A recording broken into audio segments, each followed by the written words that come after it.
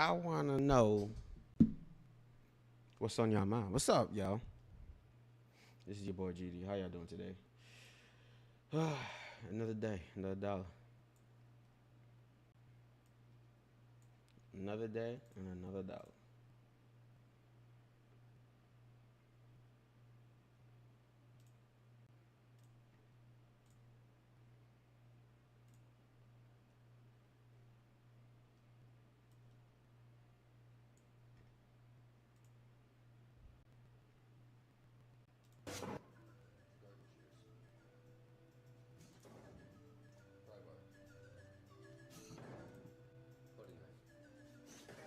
Damn.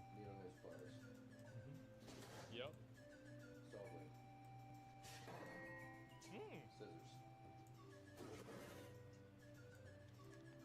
The scissors was impressive. The other ones do not impress me, honestly, but the scissors did. Especially because they have those blunted ends. That's You got to be in the 6'5 club to be even mentioned in the conversation of the greatest of all time. That's at least 6 championships and at least 5 MVPs. It's only 3 players that ever do that. Bill Russell, Kareem Abdul-Jabbar, and Michael Jordan. That's why LeBron can't be in that conversation right now. He's going to be the league's all-time leading scorer.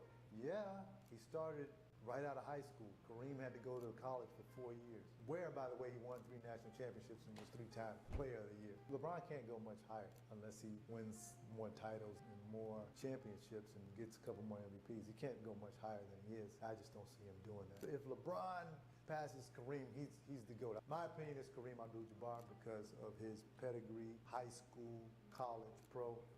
Nobody comes close to Kareem. Now, I think Michael Jordan is the greatest NBA player of all time, but over the duration of all 3 careers, it's Kareem Abdul-Jabbar. You got to be in The goats. The goats. You can't say that the goats don't exist. They do.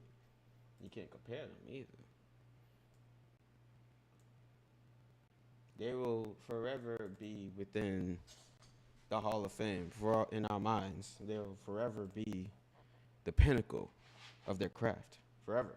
You're taking the Bible as a fact book, which really doesn't make sense because it has like a lot of different authors, and also there's 4 birth stories. No, so you one author. God is the author, but a lot of people transcribe. Okay, God is not the author.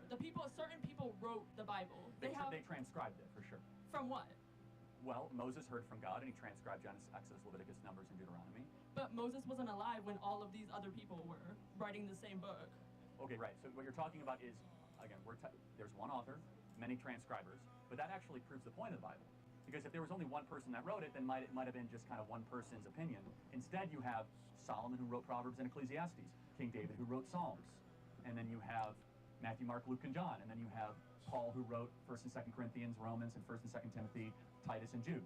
It kind of proves the point that all these people weren't all like working together, yet 66 different books all came to the same conclusion, that there is a God, we are not him, we're in constant rebellion against that God loves us so much because God is love, that he sent his son on a rescue mission to save us from our broken nature so that we can live forever. I'm sorry to interrupt you, but you're getting off the topic. So basically... How? He's explaining.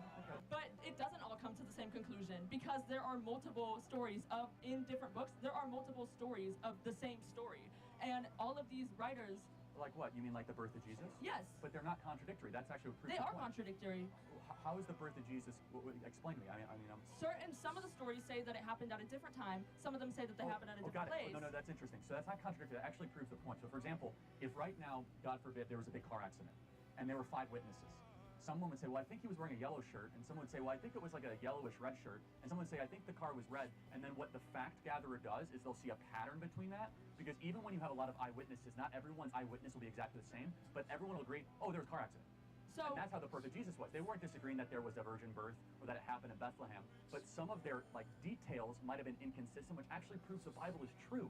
It proves that they were not all deriving off the same canonical document. It proves that these were 4 different accounts that went out to try to find the truth, and people might have had different variations of it, but they were talking about the same elemental event.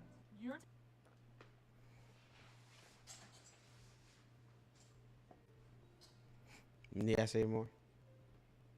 War is coming to the whole of the realm, my lord. We cannot wage it without the support of the North. I need to get back on House of Dragons, but I'm so broke. I can't afford that subscription. I can't do it.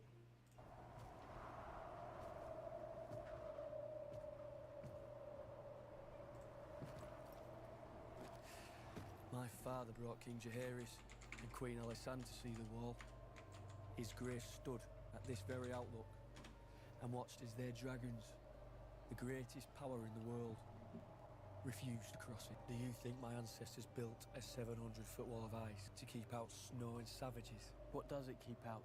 Death. I have thousands of greybeards who have already seen too many winters. They are well-horned, so they're old. I can ready them to march at once. If your greybeards can fight, the Queen will have them. They will fight hard, like Northerners. A raven's arrived. Urgent news from Dragonstone. War is coming to the whole of the realm, my lord. We cannot wage it without the support of the North. Now, I wouldn't be able to survive in that cold, obviously, because my bald ass head and my lack of body heat keeps escaping through my head. So, yeah, no.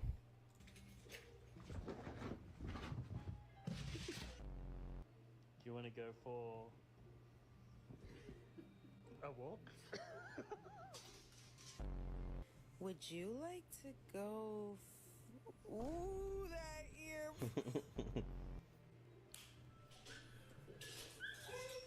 You gonna go for a walk?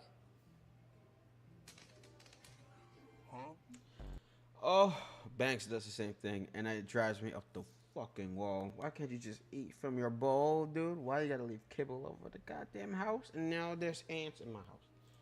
There's ants in the house, and it's...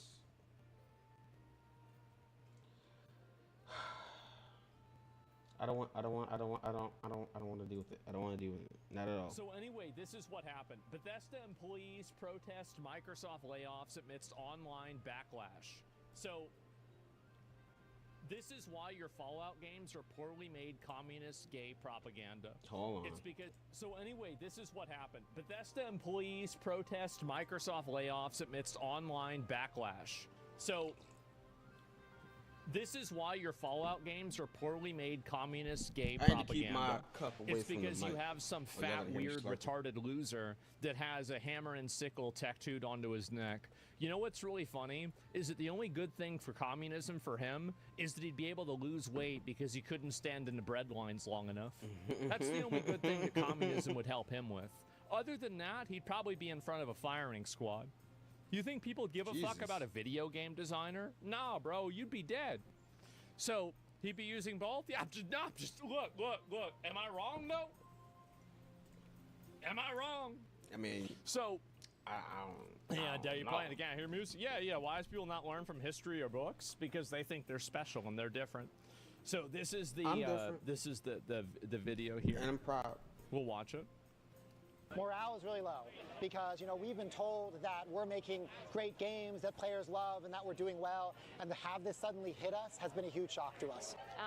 It They're sucks. not We doing make well. all Not kinds at of all. games all kinds of people love. It'd be really nice if we could just get back to work and make them games that will define a generation of video gaming. I worked at ZeniMax for about 5 years. We are having a march and a rally to demand dignity and respect and an end to the cycle of layoffs. Asha, if you're listening to this, keep going. Keep going. The pigs are squealing. The freaks are crying. And the golden age can be upon us. The golden age can still be upon us. When I hear all of the junipers and these weird bald women with like 7 piercings crying about getting fired, this is like a multi-dimensional catharsis for me. Like I can't even explain how amazing this is. An angel gets its wing. When a juniper gets fired, an angel gets its wings. That's correct. And a Lilith gets fired. They're shamelessly begging. Yes. And so these are the people. We make great games. We make games that define generations. Well, the people that worked at the company before you did. Yeah, that's probably true. LOL, they laid off all the white women, gay people, and communists. We might actually get good games now. Yep, there it is. And that's it. Bethesda union members are actually out there protesting. And sorry, fuckers, but teenage me expected to play the next Elder Scrolls game by 2016, maybe 2019 at the latest. You're a decade late, and you haven't made a good game in all that time. You clearly don't deserve your jobs. Maybe make better games next time, and it won't happen again. I also love the sign that's built off of Black Lives Matter. Like, you know what? You know what this reminds me of whenever you lose your cushy video game development job? George Floyd getting choked out to death on the street by a police officer. This is you know what this reminds me of? It reminds me of Jim Crow. It reminds me, you know what? You know, whenever I have to actually go to work and do my job, you know what I think of? I think of slavery. Oh, God. I think of slavery of black people. What the fuck is wrong with these guys? What's wrong with them? Casuals blaming the fan base for the current game's current lack of success when the original devs had the same higher than average standards. Good enough sucks. Let's see this. The difference between good enough and awesome is so big, and I mean, there's this standard set by everyone here that I mean, good enough sucks. We are the most cynical people. Like, we are the jaded crowd who, if a game doesn't entertain us in 5 minutes, we stop playing it. And so, oh God, do you remember what I said? That's crazy, huh? Speak it. so you can have all the great graphics and all the different characters and lots of different weapons with amazing effects, but if you don't nail that 30 seconds, you're not going to have a great game. That's right. The difference between good enough and awesome is so big, and I mean, there's this. It's just really that fucking simple. Obviously, those base lads don't work at the current studio. This is like looking through another universe. Yeah, this is. I'm telling you guys. Like, you know what we were talking about? Like, Christopher Nolan was talking about how, you know, people were, like, looking at the walls that were built, and they were Cyclopean walls because the current people of the time couldn't even imagine the Roman Empire. They couldn't even imagine this happening. Well, that's what's happening with video games right now. Okay? The making of Age of Empires 2, 1999. Yes. A completely different universe. When I first started the Look company, at that. I wanted a less corporate environment. And I envisioned a workplace that was something like when I used to get together with my friends. And after several of these, I remember mentioning my wife. If you see a guy like this, and then you're he's doing on better the than most of them. software development crew, everything's gonna be okay. Just breathe a sigh of relief. You're gonna be fine. Everything's, yeah, don't worry about it. Bring it up. Yeah, you know he's cooking. Exactly. Like, and yep, there's a, this is the guy. Right. He made Age of Empires 2. I believe that. This is another guy. He did the sound for Age of Empires 2. I believe that. 2 more people. Yep, I believe that. Absolutely. And then there's a guy right there. Let's see. Are there any more of these? Where's the part with Jeff Kaplan? I don't know. No, not Jeff Kaplan. Sorry. Greg Street. Jeff Kaplan wasn't here. He was somewhere in here. I don't know if he's in the whole video. But, yeah. These guys are they're the ones that made the good games, man. They are. Peak Chuds. Yeah. This was, when the Chuds were in control, the game was good. When you have a bunch of weird retards that don't even know what gender they are, how the fuck do you think you can't even figure out what bathroom you're gonna go into? You can't even. I mean, you fail a coin flip. You're messing up a coin flip. Think about this, right? You can't even suss out a coin flip, and you think you're gonna be able to design a whole world? Fuck no. So many social issues. Yeah, really. And when are you going to make a game? I don't want to make a game. I just want to complain about them. That's all I want to do. I don't want to make no game. I just want to complain about games. I'll complain about games all day. That's all I want to do. They can't even figure out how to design their own lore. I know that, man. Focus on the right things that are not ideologically captured. True. I know that, man. The early 2000s, basically any game you bought would give you a great time. Nah, that's not true. There's plenty of shit games back then, man. There's a survivorship bias that happens. And that's it. Quality assurance. Really? So this is a Juniper that worked in quality assurance and ZeniMax. Yeah. 5 games made by ZeniMax. Let's figure this out. I don't know what Let's ZeniMax take a look is. at this situation. They make it. Does ZeniMax make good games? Okay, so these all came out like 10 years ago. Okay. How about 5 recent Ooh, games? Wolfenstein was a good. 5 games in Dishonored the was last 5 good. years. Doom was good. There were some good ones. Have they even made 5 games? Like, yeah, I mean, have they even made 5? I don't know if they've even done that.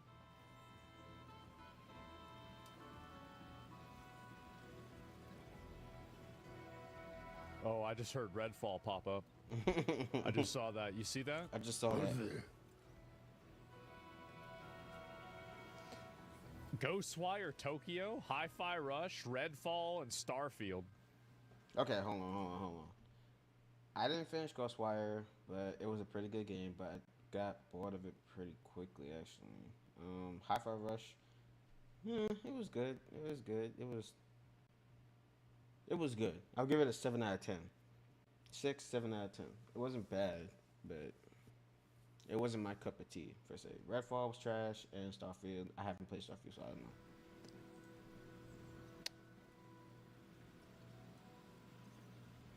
So you were involved with Redfall and Starfield for quality assurance? You need to be going to your executive studio and you need to be saying thank you. Thank you that I have not been put in jail. They should put you in jail for fraud because you're clearly not doing your job. You clearly defrauded the company by doing your job in such a bad way. We need to normalize, if you do your job in such a bad way, we need to just be able to put you in jail. We need to just be able to put you in jail. Like, and I think this is just in general, like at a certain point, quality. So you did quality assurance for the studio that made Redfall and Starfield. And you're talking to us about how we need to worry about you losing your job? I do worry about you losing your job. Sometimes I worry it won't happen. That stresses me out. I think to myself, oh my God, maybe I might have to deal with another piece of shit. It's not soon enough, yeah. NFL can do it with Michael Vick, yeah. Whatever happened with Michael Vick? Isn't ZeniMax the parent company of Bethesda? You haven't even made a game. Wait a second, enhance, there it is. And no devs, no games. Password, what games? 10 years and you motherfuckers released 2 flops and some shitty mobile games, one of which is dead. So we got the Flopperooski menu. Let's take a look at it. Fallout 76, Elder Scrolls Blades, Starfield, and the Elder Scrolls Remastered. Now, who made Elder Scrolls Remastered?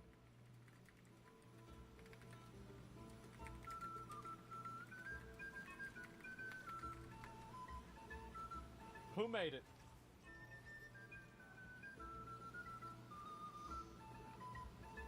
I need to try Elder Scrolls Remastered. Let's see. Virtuos. Where is Virtuos located? France, probably.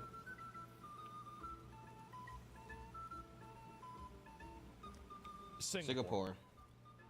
Okay. So, you know what happens in Singapore if you litter? You go to jail. That's right. You go to jail if you litter in Singapore. They don't want to have their fucking country turn into a shithole, right? Mm-hmm. You get the cane. And if you go, I pull it up. I'll pull it up right now. Let me get on the Google Maps.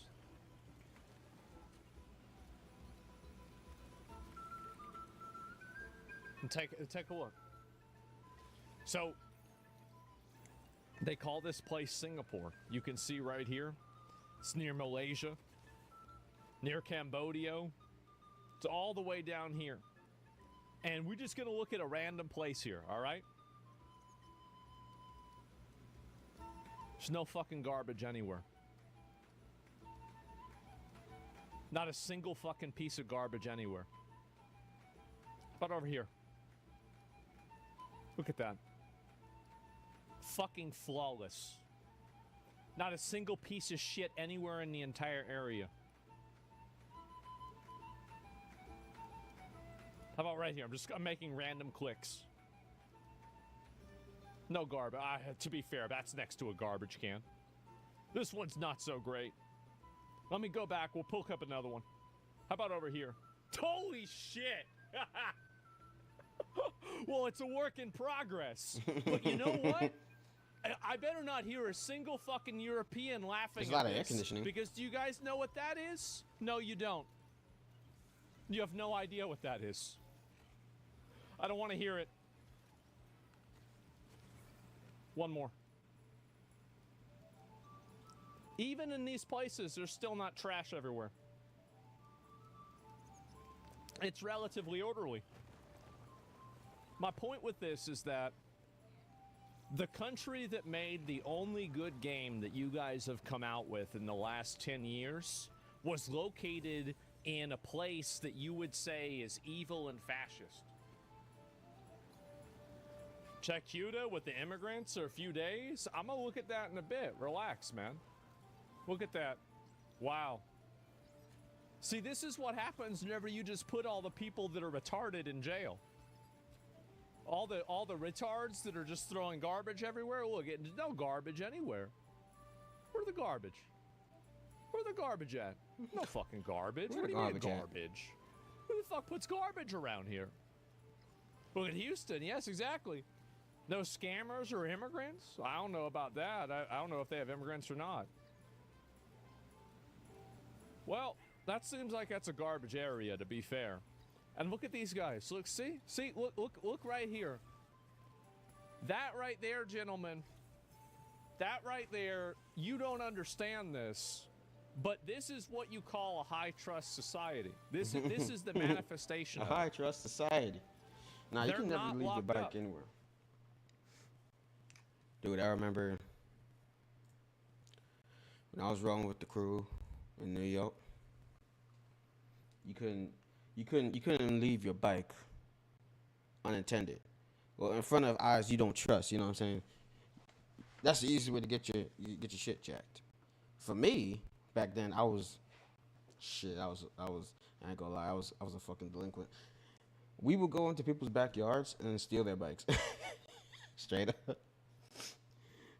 up. We would just roam around the neighborhood, see what bikes we can take. We would scan the area first. We would scope out the area. And then if we notice that it's clear, it's game time. Because I had my bike stolen before. I say an eye for an eye. All right?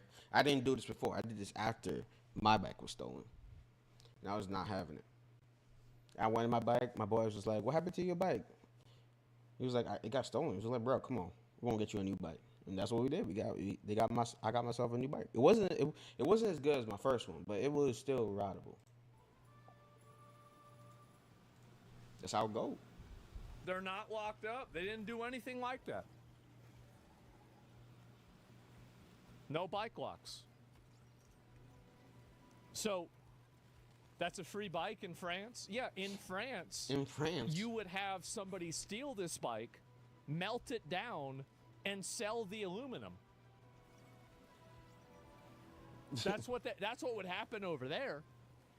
They wouldn't even be riding it around. Like over there, you gotta understand the way they do things. They steal copper. They steal metal. Like they Copper don't from steal abandoned houses. objects. They steal materials. Like they say, "Wow, that's iron. I'm gonna take this iron and I'm gonna stay." Yeah, they steal aluminum. Like, You're thinking civilizationally, they're thinking chemically, okay? Bro, they're on an elemental level. They're on the elemental plane. So yeah, you're right. Yeah, exactly. So this is a totally different world. So here's the reason why I make this point, okay? Is that the only good thing, like, good things come out of good places, bad things come out of bad places. That's true with people too, by the way. It's not just things, it's people. So if you have a place that prioritizes orderliness, trust, social cohesion, and everything, you're going to have a group of people that are the product of that ideology. But if you have an organization, a country that prioritizes being fat, being retarded, stealing, communism, you know what you're going to get? That's what you're going to get. A fat neckbeard with a fucking hammer and sickle tattoo. Go to a communist country. Maybe that way you'd be able to lose some weight because you couldn't get any food. Get the fuck out of here. God damn. How obnoxious. Yeah, he looked like Post Malone a little bit. Oh, actually, ooh. I saw a post on X that said Post Malone got a blackface tattoo, and I'm like, no, you didn't. No, you didn't. No, you did not do it.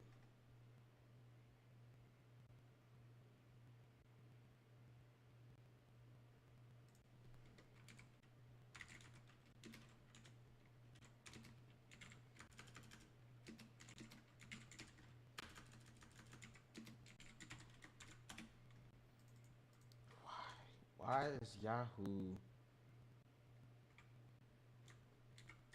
Why is Yahoo? Why?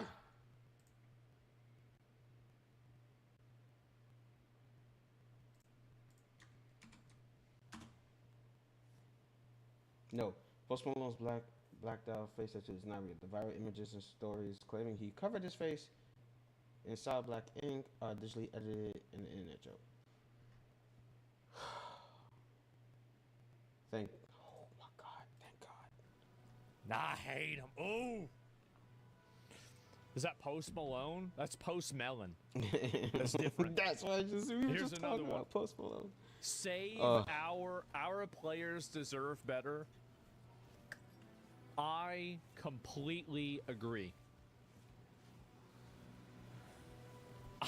I completely agree. We deserve people who care.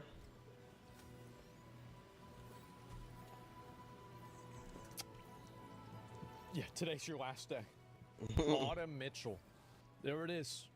Game writer. So let me get this straight. I wonder if Elder Scrolls is gonna be good. It has to be good. There's no way they're gonna do it wrong. You have some fucking random ass white girl with flowers in her head and she's the game writer? Bro. It's over. It's over, bro. Like, it's done. It's not going to happen. Nope. I should have her job. They should give her job to a random chud. Like, go. Here's how they need to do. Like, every one of these girls, what they need to do is they need to fire all of them, and they need to go to your local games and comic shop, and find the fattest dude that smells the worst, and ask him what was the political implications of the Horus Heresy. And if he can explain that for over a half hour, he's hired. That's all you need. This is an interview with one question. Simply one question, and that's it. Halo should hire military vets? Yes. So, yes, that would be Henry dope. Cavill's doing that. That's smart. You play Warhammer? I'm gonna start. I bought a. I have my old Chaos Space Marines from back in the day, but I'm rebuilding the army. I don't even really care about playing the game. I just like building the characters and painting the characters because it's like a meditative process, right? Like it's one of those type of things. But I'll play the game too. I told Rich I'd try it out, right? And we'll see what happens. How do we let this happen? Here's the reason why this happened. I want to explain why it happened. It's because guys like him couldn't get a girlfriend. Their idea of a mating technique is obedience. They agree with women with whatever they say. And maybe he's a nice guy. He's probably a retard because he's got a flower next to a hammer and sickle, but he could be a nice guy.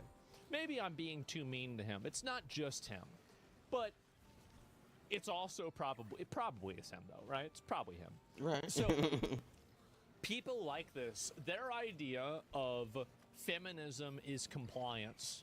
Their idea of equality is obedience. And their idea of, equity, inclusion, diversity is simply people that are different than they are. Even if all the people that are different than they are the same kind of people. You can have a studio. This is the thing. You have a studio and 30 of the people out of 33 are Indian, and somebody's going to say, wow, look how diverse this studio is. Well, wait a minute. Wait a minute. I don't think you know what that word means. See what I'm saying? So true. And it's insulting to women. I know diversity is evil. I don't think diversity is evil. This is my opinion on diversity. Diversity is neither good nor evil. It exists separately, and it is not a good or a bad thing. You can have a studio full of a bunch of random, like the average Halo 2 clan, I guarantee you, is infinitely more diverse than the most woke video game studio in America. You can wrong. find the most diverse and the most woke video game studio in America. That is less diverse than the most. Find 50 Halo clans, like Black Ops nowadays, right? Find Black 50 of Ops. the new Black Ops clans, and each of the clans has a different variation of a swastika, a KKK member, or something racist. It has the N-word in the name, and you are going to have more diversity in that clan than you will at the studio. And it won't even be close. It's not even going to be like, it's about the same. No, it's not even going to be close. Excuse you, it's indigenous ops? Okay. Yeah, and what is this year? Soft Covenant entire dev team is H1B VC Indians. Yeah, diverse company in 2020. Yeah, it's ridiculous. So,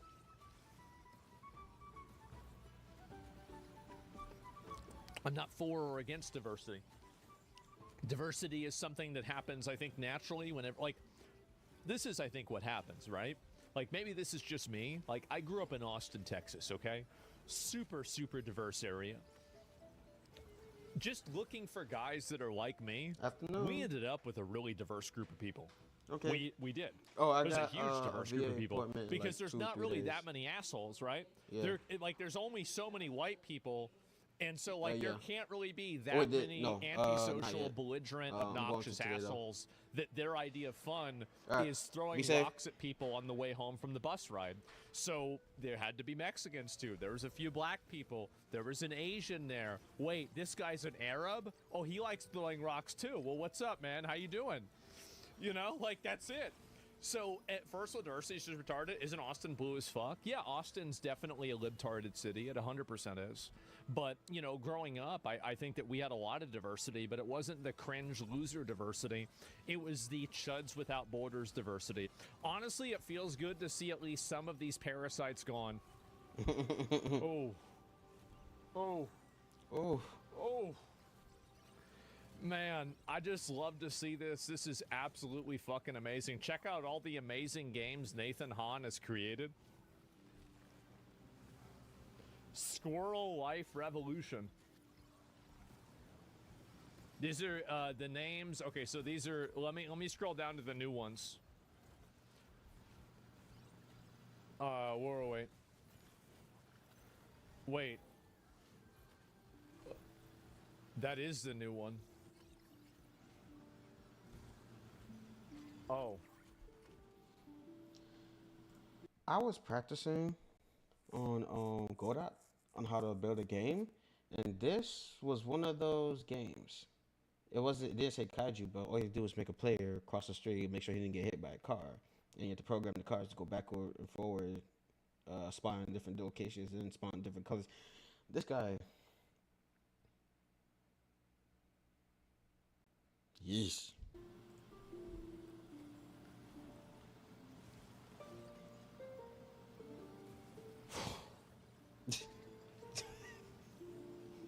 I just... You tired of it? You gonna give up? He's a furry. He's a furry. So, I want you to understand this. Furry game. I don't know what the fuck this is. Furry game. What the fuck is this? Definitely a furry game. Starfield. Starfield.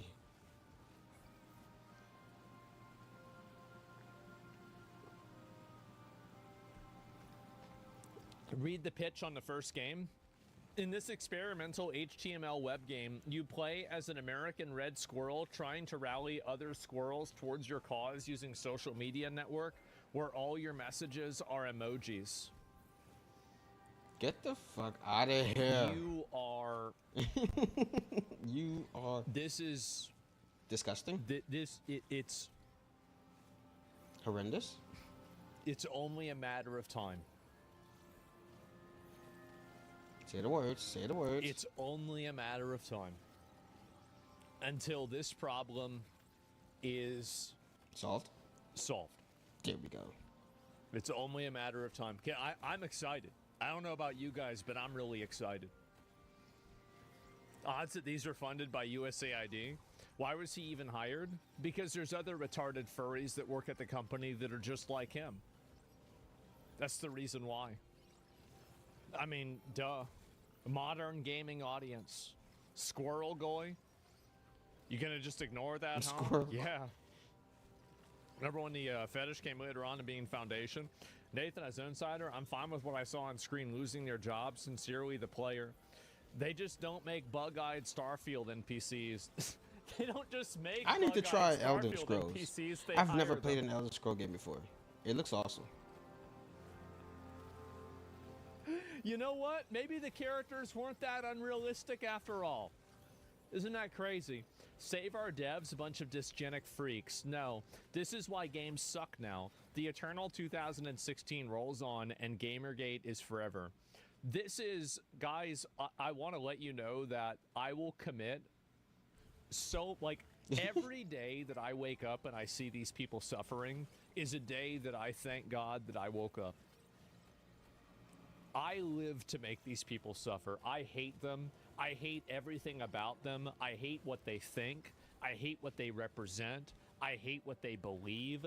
I hate how they feel. I hate their existence. I hate everything about them.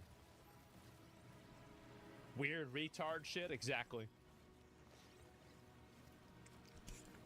Theater kids on a power trip? That's right. And it's time the train came down to the station.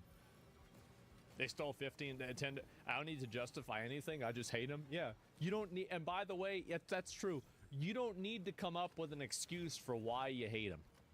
You don't need to come up for like, oh, well, this is what. Nah, who gives a fuck why? Okay? Doesn't matter. Just the way it is. How many people are talking about this? 4 million views on this clip. That's a lot of people. The same people that are at the No Kings protests? I know.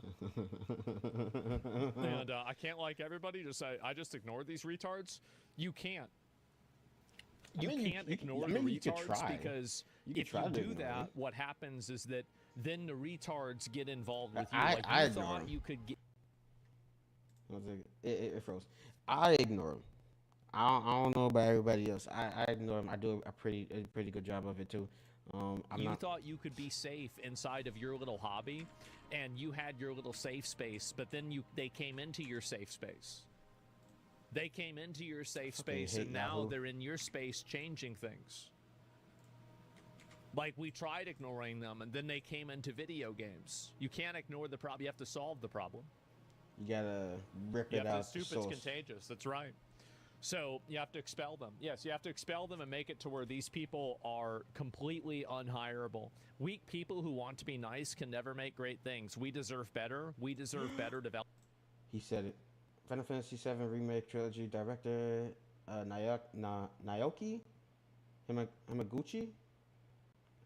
Hamaguchi has said that the end of physical games risks part of our culture disappearing in the wake of Sony's controversial decision to kill PlayStation 5 discs. I could have never said it myself. I could have never said it better myself. I don't know why PlayStation. Here's the thing. Here. Beast. Oh, why didn't I see the hold on a second. Studio fans, my experience moments of deja vu while playing Beast of Carnation. Princess Mononoke. The spirit of life or death. Which one? I forgot which spirit he's from, but he's very important. I haven't played Beast of Reincarnation. I saw T-Tar play it yesterday, and it was good, but I felt like it was just all over the place for me. It gave me Stellar Blade vibes a little bit, but it wasn't bad.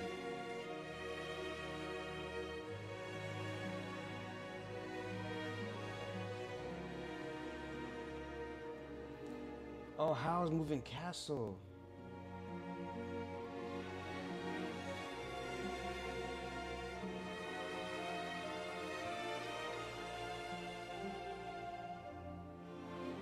I don't remember this one. I don't remember this one.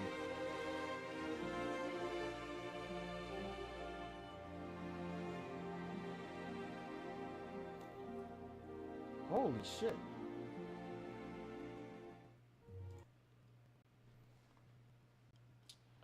I'm still thinking about it. I'm still thinking about if I should get it or not. I don't know. I don't know. Oh shit, we're getting off topic. My bad. Developers, not activists and weirdos. Skyrim launched 15 years ago, Oblivion 20 years ago. I'm sorry, but yeah, you were I know in, we watched middle it school when yesterday, Oblivion came out. What are you even talking about? And the concept, people over profits. Well, I don't know about you guys, but I'd rather just have the profit. Yeah, I mean, if I had to pick, I think I'd go with the profit. Even if it was like a dollar. I'd say $1 would be better.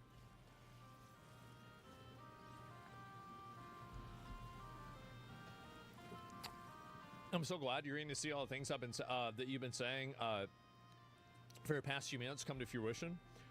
I want to let you guys know that this is only the beginning. Oh yeah, it is. It's only the begining. Because there is more to come. I think I know where things are going to go. And it's a very good place. Things are going to go in a very good place because I think that there's a lot of people like me that are just fed up with the tyrannical rule of a bunch of mentally ill losers. And I think that there's enough people like me that have the willpower to truly make it bad for them. I do. I really think that that's the case. Lay it out for us. Where do you see it going? I see it going in a direction where these companies are being shut down. These people are being systematically removed from positions of employment. Their political positions and values are then seen as radioactive to other companies. I see the companies that they are trying to be a part of becoming targets of harassment campaigns in the future for hiring these people, which will create a chilling effect across the entire industry and other types of entertainment media that will make them afraid to hire and interact with these people. And then after that, I see the funding for these organizations and these companies that they run drying up because of a lack of resources and also ongoing campaigns against them that destroy their financial viability. So cancel culture. I'm dying. You might be confused. Did you have me confused for a person with principles? I have one principle. I don't like these people, and I want to play video games that don't have anything to do with them. Oh God, say it like it is. That is the defining principle that everything else works under. That is the overruling principle that everything else serves. That is the principle. I am extremely principled. You just don't like the principle. Mm-hmm. So, they're no different. I know that. I'm not interested. It's not interesting to me or relevant about having the moral superiority over these people. I don't care about that. I just don't want to. I don't want to deal with them. It's not important about like, oh, like, you know, having some, you know, like some moral victory. I don't care about that. It's just about getting rid of and solving the problem. That's it. No chance these people contribute positively. Yeah, do you think these people contribute positively to the gaming experience? I would argue the answer to that is no.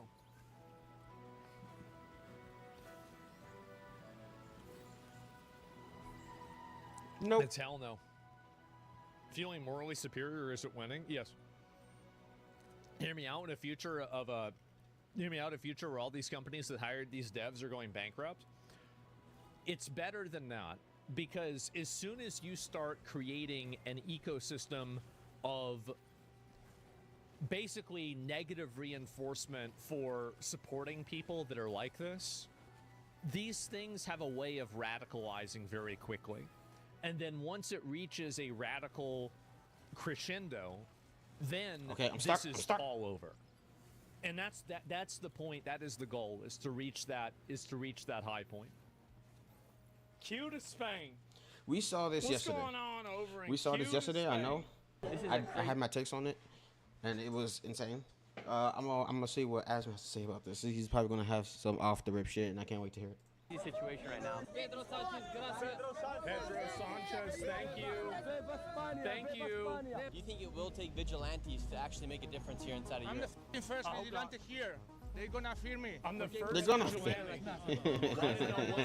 Nice. Why did no women come? Women are in the house like it says in Islam. Wow. Now they're all coming down, being walked down the mountain. No, there's gonna be a few girls in this, which is sad. Here in Spain, because I don't know why they're why they're all doing this. migrants who came across from the Moroccan border into the country of Spain. Wow. This is mainland Spain right behind me. However, right now I'm heading over to Ceuta, which is actually a town in Spain. However, it is on the African continent. There's a few towns that are part of Spain that are on the African continent, and Ceuta is one of them. No. Literally over 60,000 migrants came across their border. But a lot of people are wondering what actually happened. So therefore, we're heading there right now to see it for ourselves. These migrants quite literally came over by the truckload in a dump Spain. truck. People are wondering if it's a coordinated Yeah, that's attack nasty. or if it was just the Moroccans that were coming over and seeking for a better life. Probably a bit of both. Or if it was an actual That's what I would say. invasion. And just recently, Definitely a in bit of April, the both. Prime Minister of Spain Can't came move. out with the plan to give over 500,000 migrants legal status here inside of the country. Right now, we're heading over to Ceuta to see it for ourselves. We'll be speaking with the Y'all migrants. hear that? He amnestied 500,000 people. Oh, I wonder why they're showing up.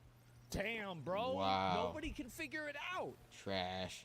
Themselves with the Spaniards, and we'll even be going to the border to see what Nobody actually happened here knows. inside this town. And right now, if you are not subscribed to the channel, we're so close to 2 million subscribers. That's a lot Go of ahead and hit that subscribers. subscribe button, give this video a like, and now let's see what is actually happening. Here we go. Now to start, I met up with citizen vigilante by the name Mancia, who saw and predicted that the migrants were coming just days before. And now let's go see what is happening. He knew We've it was gonna arrived happen. now, and we're here with Mancia. Mancia's from here in Spain. Right now we have a group of men right here. Uh-oh. Look, they're covering up their faces. Eres de Morocco? You from Morocco? We're not ¿Por qué robbers. vinieron aquí a We're España? not. Yeah, sure. I don't believe it. Because they were trying to rob. They were trying to rob. They some of them, a lot of them are rappers. Yeah. Okay. A lot of them. A lot of them are rappers. To Europe, they want Yeah. to go to Spain, so that's This is their a mission checkpoint for them. here. That's why they crossed by swimming. Yeah. On July 31st was the day when quite literally 60,000 people came across. And right now, a lot of those young men have returned back to What's he doing? Morocco. But now you just have groups of these men Uh-huh. walking around this town. Just like this one right here. These groups are creating insecurity. The military are here as well. To military. Holy He said, you know what? I'm One of the getting a lot of craziest things to damage, me bro. about these people is that like they don't fucking do anything. Like they don't do any. Like there's not like. But whenever I'm not, I would just get bored sitting there. It's like they're NPCs. They just sit on their fucking ass all day doing fucking nothing. Like, don't you get bored? Like, he said, this is Morocco. you know what it's like? It's like Avowed. Remember how somebody said that like the NPCs in Avowed don't even do anything? They just stand there all day? Said this is Morocco because they think this is Morocco, but Spain, this has been Spanish since 1800, 400 right? Oh, years. 400 years longer than before Morocco got his independence. So Spanish became Morocco initially came to Spanish school in 1580. 1580. That was a long time ago. Long time ago. it doesn't make any sense. But still, they say this is Morocco. Is this the first stop for most migrants to head up into the rest of Europe? Yes, this is the main door, the main gate. Colonies existed, yeah. And right now we're heading to the border. Here we go. We've made it here to the border, and a lot of these migrants are actually now going back to Morocco. So for instance, right here we have a group of Moroccans that are now going back to Morocco. So right here is where they all came into the country, and right now, oh, this is the scene of the crime. To Morocco. That's where it was. Look at that. See? Now Remember there that? are still thousands upon got thousands of anywhere? migrants out inside the city, and we'll be Look at finding them, them bro. in just a moment. However, What the fuck, bro? Like, is he really just like... Dude. Yes, we also talked about this too. my The God. desecrating cemeteries, And it's bro. a bunch of... Look at... next to the... Look at these... Oh, my God. Wow. Y'all gotta think about it. Y'all gotta think about it. Think about it. If somebody came into your house, right, and decided that, uninvited by the way, won't leave, the military won't do anything about it, the government won't do anything about it, and next thing you know, they go to your ancestors' grave and bathe themselves in it.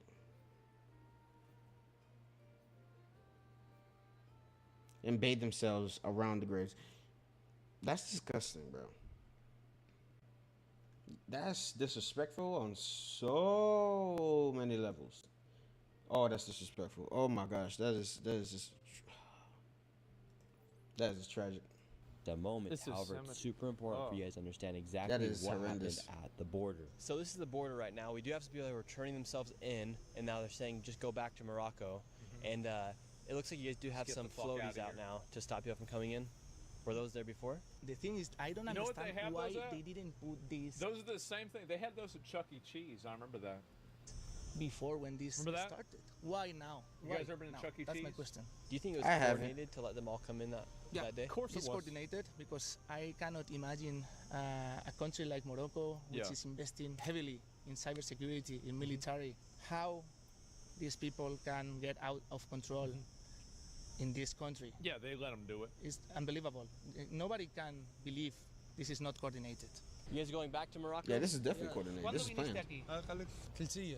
Ask them why they came here and what's the situation like in Morocco. They came thinking that they will have work and food here, and there is not, so they go back. How come everyone came in flip-flops? ¿Por qué todos vinieron aquí en chanclas?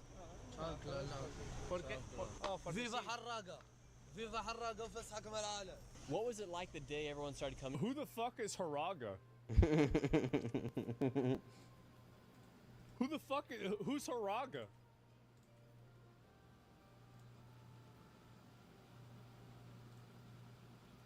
Harambe? Este es un jaleo muy grande.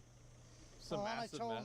un alboroto total. So now we have Harambe. another person going back to Morocco. When everyone came through, they actually closed down all the shops because they were afraid all the towns were about to get looted. So when all the I migrants bet. came over here, they thought they were going to get food, they were going to try to get jobs, but all the stores were closed. Everyone just came through the border. They swam from the Moroccan side. Those floaties weren't there at the time, so they all just swam in or walked across the border here.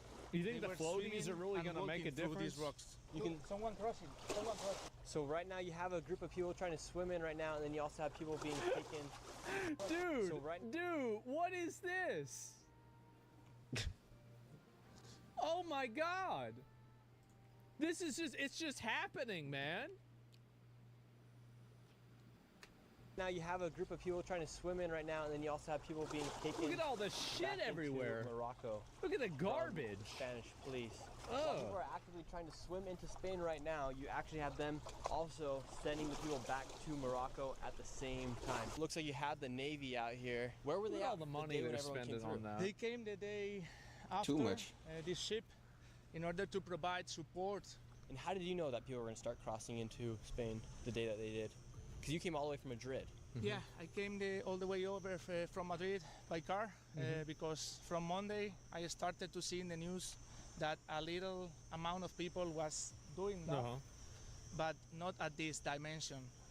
It started slowly and then got completely out of hands. And so you saw it ahead of time, but the military and the police didn't. Correct. That's a good point. I didn't. Nah, bro. Like, you think they didn't know this was gonna happen? They Are knew. you kidding me?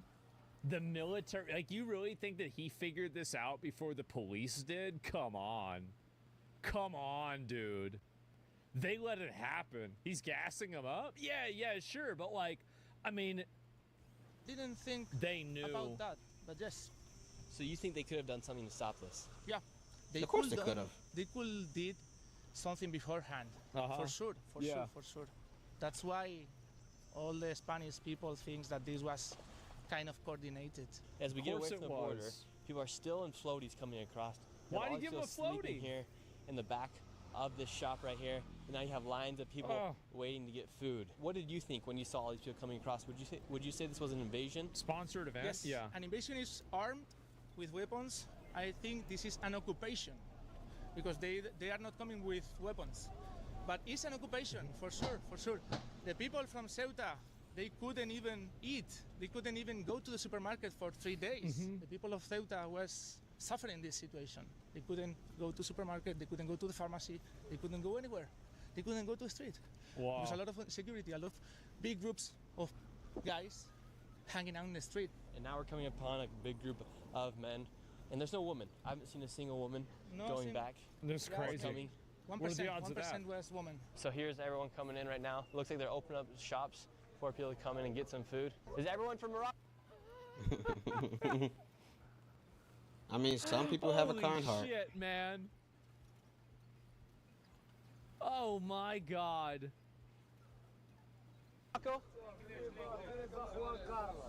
Look how they're all up next to each other too. Like, damn. That's the shit they do in India.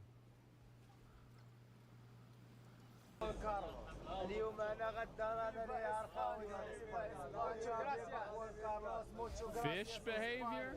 Todos son de Morocco? Everyone's from Morocco. ¿Y por qué vinieron aquí? Why'd you guys come here? ¿Por qué vinieron? For work and food. Food. Food. Morocco has no food and no work. Right. How old are you guys? ¿Cuántos años tiene? Me llamo Hamza. ¿Cuántos años? 21. 21? Y estaba organizado desde Marruecos o por redes sociales. How it was planned on social media? TikTok. The Moroccans let them in? The police in Morocco, they told them to come. Right now we have this young kid translating for us. We just asked them if they came through because of social media and TikTok, and they just said that the Moroccan police let them in. Why'd you come here to Spain? ¿Por qué vinieron aquí a España? Porque no tengo vives a Marruecos. ¿Y por qué? Why? Porque no tengo vives, no tengo trabajo, No work, no money. no tengo dinero. The situation here is getting a little dicey right now. Everyone just comes out yelling. No. Why don't they ever, like, if there's that many people over there that, like, fucking things are bad, why don't they just make it better? Because, like, I think that That's understand what the easier problem said is, than 'cause, done. like, I said that if yesterday all as well. these That guys it's do not is always that just simple. stand around all day. I think that's the problem, because y'all not doing anything. Forehead, true, yeah, true. Like, I mean, because they just ain't doing shit. Corrupt governments? Oh, right. Nobody really knows what language. It's the government's fault. Spanish. They're speaking. It's not their broken fault. Spanish It's the and government. Moroccan. Amigo, gracias, muchas gracias. Ahora a Londres. It's always the parents. Marruecos. Europa. Para Europa. Europa, todo ¿Qué Europa. parte? Nosotros todo Europa. Hasta, te digo yo, hasta Rumanía. Rusia to Russia. necesita mano obra barata. You need cheap works in Derechos Morocco. humanos. No hay Marruecos, no hay There are no derechos humanos. human ¿no? rights in O vamos Morocco. a buscarlo. Hasta en China, derechos humanos. So here you have a group of them that all came through from Morocco. Where are you guys going now? Paris, Londres. Madrid and Barcelona. Almania, Bruxelles, Bruh. Belgica. Coming to a city near you. This is it. You got Mr. Sideways Hat. He's going to be showing up in Brussels. Oh, no. That's right. Denmark. It's a world tour. I love you. You guys excited? And how old are you guys? Got any excited Germans here? He's 28, 21. ¿Por qué mujeres no vinieron aquí? Why do women are in the house? All these men right here, not a Yeah. single woman in sight. He said something about woman in Islam. What does Islam think about women? Yeah. Dude. He was saying that Islam says that women must be kept at home. So they leave all their wives back in their country where there's no money, no jobs, no food, but then they come here all by themselves? Correct. Correct. You as a woman, how did you feel seeing 40,000, 60,000 migrants come across the border here? Me sentí amenazada. I felt No podía threatened. salir con el bebé. I couldn't go No outside. podíamos salir Yeah. porque yo vivo en un ático, pero Well, hi, tengo my vecinos neighbor que was on vivían the en el ground primero y floor. tenían miedo de que They were saltaran scared a they were las going to break casas. into the house. Es peligroso. Porque cuando vienen en avalancha es peligroso. How do you feel knowing that the women here feel threatened? Amenazado. I feel very, very angry. Well, that's the issue, right? Is you bring a bunch of people and like their idea of like I say a lot of negative stuff about women, right? And I joke around about it, but like, I mean, women in general should have the same rights as a man. Like you can't bring over tens of thousands of people who don't think that women are the same as men in the same way and then expect to not have problems. Like you're going to have a lot of really big problems if you bring over a bunch of people who think that women shouldn't be outside. Like, it's just really simple. Like, because the reason why, and like you saw this with the rape report, is that a lot of them then use women that don't comply with this religious doctrine as people that is consent. Oh, you're outside?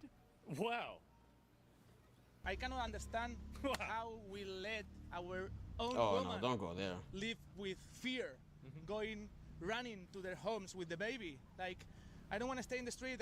I go home. Thank you, thank you. I'm not gonna allow this. Any Spanish guy shouldn't allow this. If we are men, if we are real men, we should do something right now. We should do something right now. And you're the only one out here. I'm the only one here. The only reason why all of the men in Spain didn't just sail over to Ceuta and massacre all of these invaders is because the government doesn't let them. If the government let them, everybody there that invaded from Morocco would be dead right now. So Yeah, let's you have not, casualties from both sides. Let's not get this confused. That's the reality. They're alive because it's illegal to kill them. Madrid, no one didn't came with me. It's a harsh no one truth, wanted but it's the to truth. come with me. Do you think if strong men don't stand up for countries in Europe and America, they'll eventually fall? Yes. If we don't wake up now, we will fall for sure. For sure. This is our moment. Wake up, Europe. Wake up. Do you think it will take vigilantes to actually make a difference here inside of I'm Europe? the fucking first vigilante here. No, They're I wanna gonna keep fear me. sleeping. I'm sick of this push. Just I'm ignore sick of it. this. I'm sick of seeing women, Spanish women, running away in our fucking own country. I'm sick of this. And the reality is that there are a critical mass of guys like this that will change policy. If there are enough guys like this out there, things change very fast. And if you look at every single massive historical event, it is begun by things and guys like that. That's it. And those are the only people, by the way, it's not that those are the only people that can make a change. No other group of women can't make a change. Only men can make a change. And everybody knows why. It's got to be people like that. And until you have guys like that that are willing to make the change, nothing's going to happen. The police here only came after it took place. They're not reacting to the cause. They're not reacting to what actually caused it to happen. They're not reacting. They are under the orders of the government. They cannot do anything. They cannot do anything.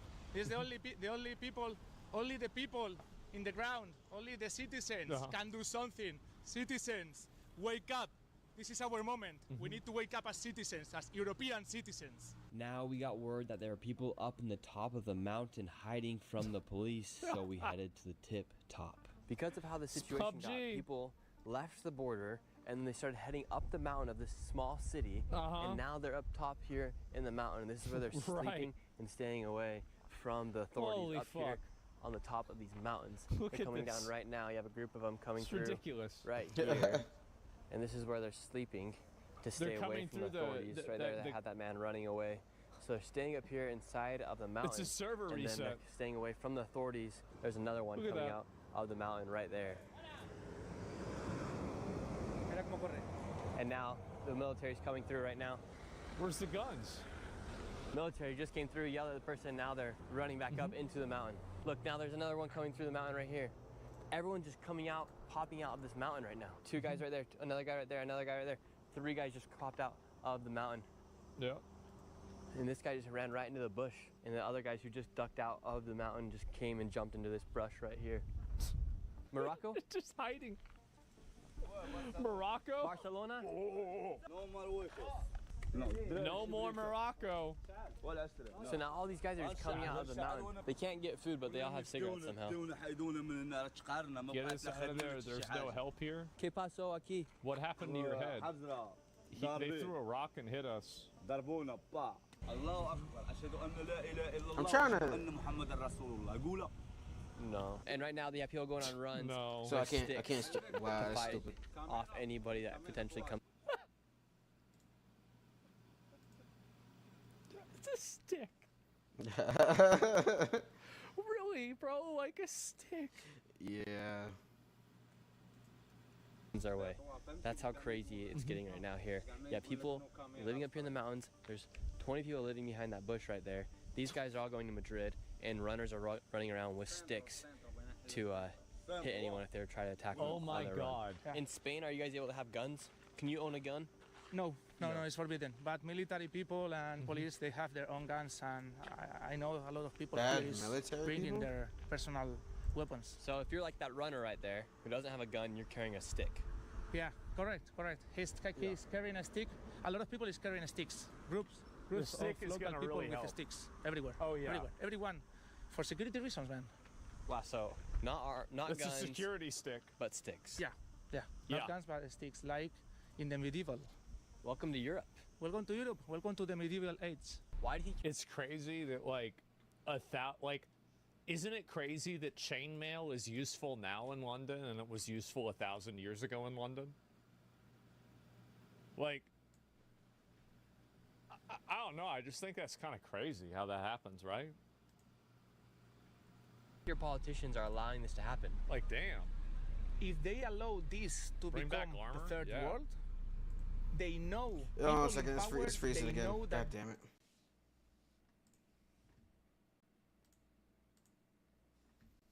Give it a minute. You're on first. It's my bad.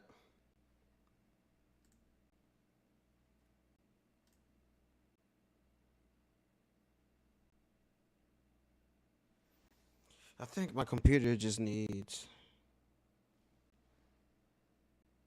No, she's still good though. She's still good.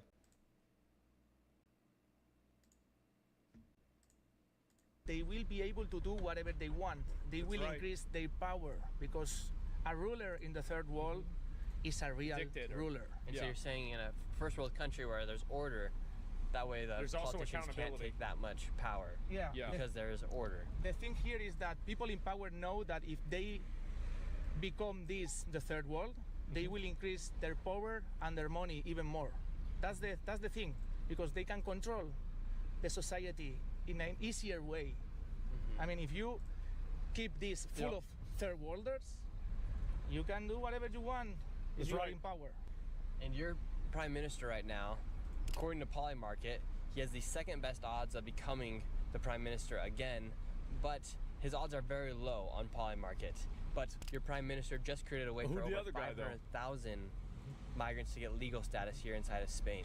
Do you think your prime minister Sanchez is trying to up his odds and his probability of becoming the prime minister once again by importing all these migrants? Yeah, because he knows that he has a strategy, a very clear strategy. He gets the money from the taxes, from the working people in Spain. And he gives it to the migrants. He gives away some help to these migrants, and then he easily can get boats. He's basically buying boats. Basically buying boats. That's all about that. It's all about power and money. Imagine your taxpayer money gets spent.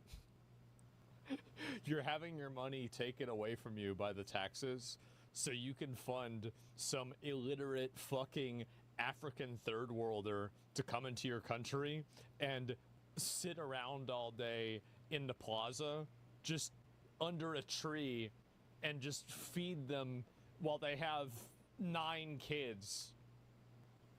Like, people in church only want to have more power and more money. And the easiest way to do it is crazy, isn't it? Fill this country with third worlders. Yeah. So right now on Polymarket, Pedro Sanchez actually has a very low probability of winning this election, but he has created a way for over 500,000 migrants to get legal status here inside of Spain.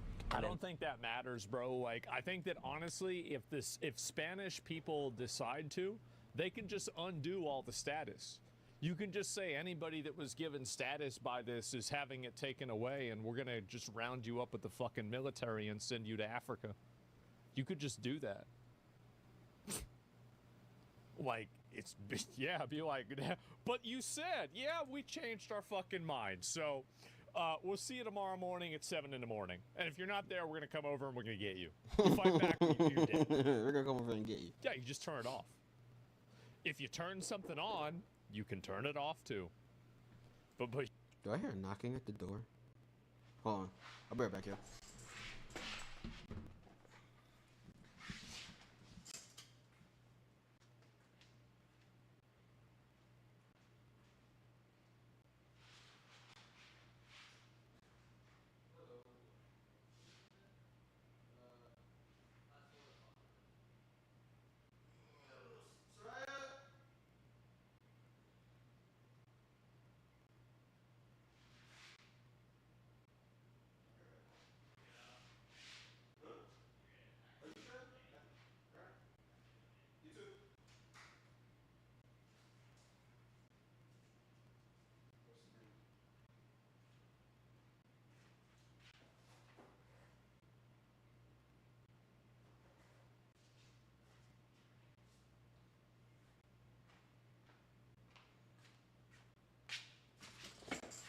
My sister ordered food.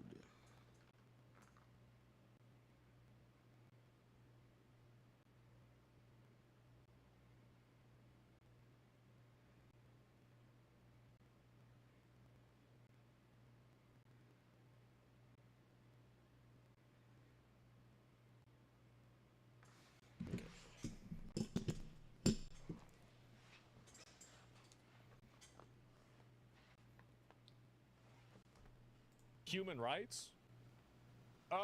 Human rights are fake. That's fake. That's invented by retards. It's fake. They'd be able to vote. As we're driving through town, all the shops are closed down right now.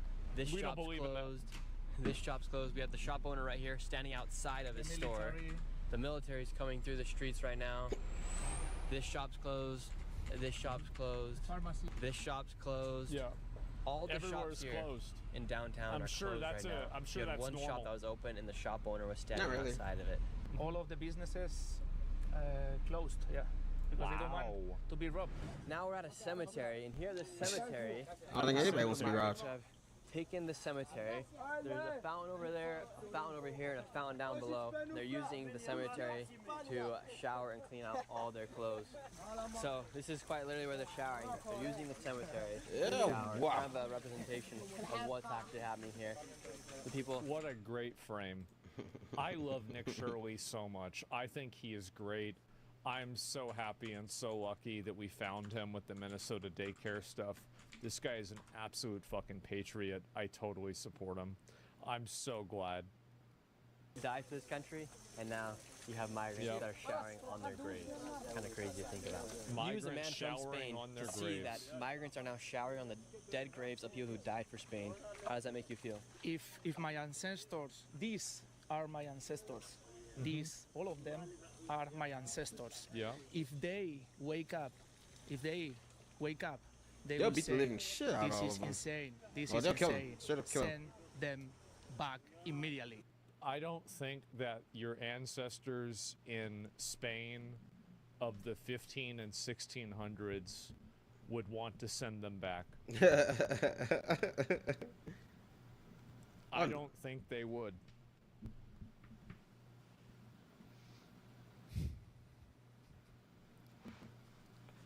I'm almost certain, by the way, of the other historical connotations here. Immediately. And now right here, it looks like the military has grabbed a group of the guys that are up in the mountain. Look at them. Now they're all coming down, being walked down Collecting the them? mountain right now. I like how they have to separate the clearly underage girl from all of the other adult men, and she has to be separated by two military guards away from the group of them. Look at that. Now they're all coming down, being walked down the mountain See? right now. That's crazy. I wonder why. Poor girl. Nobody knows why. And once again, not a single woman in sight. It's all just a group of men right here, all being escorted down the mountain from the Spanish military. There's another group back there as well. And right here in the mountains, we have another group of people who are getting pushed down the mountain from the Spanish military. It looks like the Spanish military, the Spaniards are starting to do something about this migrant crisis. It has gotten really, really bad. All these people are now fleeing, coming down the mountain, being pushed down from the Spanish military. What and a the police are fucking coming up circus, right man. now. Oh my God. And it's a nice place. Look how nice this area is. There's no real garbage anywhere, even despite the invasion. Like, look at it. It's well maintained, everything. Police made a push to get everyone down the mountain due to the sheer amount of people that Besides crossed that one. into the country when they opened up the gates. There were so many people and so many children that entered. We headed to a camp where there were tons of abandoned children. Familia? ¿Cuántas personas vinieron con usted? How many people came with you? Why'd you come here? ¿Por qué vinieron aquí? Why'd you come? Quieren ir I wanted to go to Spain. a España. Sí, a Madrid, Barcelona, cualquier sitio. How old are these kids right here? 15, 16, 18. 15, 16. 15, 14 years old. And where are their parents? Yeah. Están en Marruecos. Cada uno a su cosa. Are you guys nervous? Mom, I'm going to be back Lamine Yamal in 6 or Ronaldo? years. رونالدو ما كاين لا لامين يامال لا رونالدو الوالده تعيش الوالده. I didn't know what questions to ask him. I was like, Lamine Yamal or Ronaldo? Adios. How old are you guys? Me llamo Anas 21, soy 21. Marruecos, no trabajo, no. Viva España. Damn, bro, he's You're 15 21. years He old. bald as hell. Sus padres? Shit. Marruecos. No Hey. papa, no That mama. reminds me of me. Hey. ساكن فاس Hey. جينا العلب باش نمشيو لسبا. Hey, I'm in my 20s and I'm bald. I don't want to hear it. I've seen worse. I'm lucky that I had my hair as long as I did. I think I started losing my hair in like... No, yeah, it was like 2021. Never mind. Now I think about it, yeah. Yeah, fuck it. Morocco is beautiful. Yeah. I remember that. Yeah, I was like me. So here they're all showering. This is where these guys have set up. They're showering Yeah, out send of them to these Turkey? buckets right here. It's actually really sad to see this. Oh. This is how they're cleaning their clothes. Oh my God. This is where these guys are getting their water at to shower. They're showering out of buckets right now. Oh They're getting my it from this God. pipe underneath the street right now. Oh, And they're all fuck. showering, washing their clothes.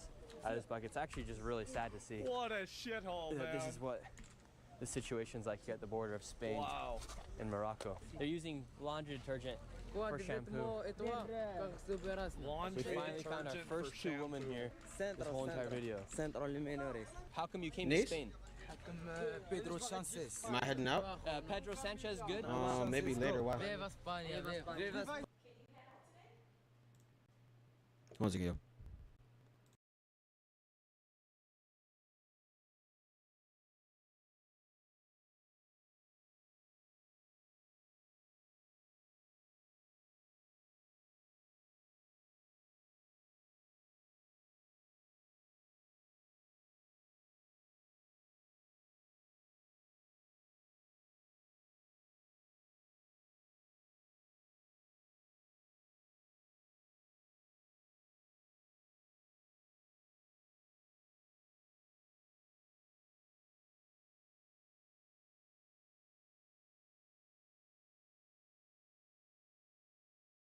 España, viva España, no Morocco. How old are you? Bro. Filling out something. 17. He's 17 years old? Yeah. On. And 15.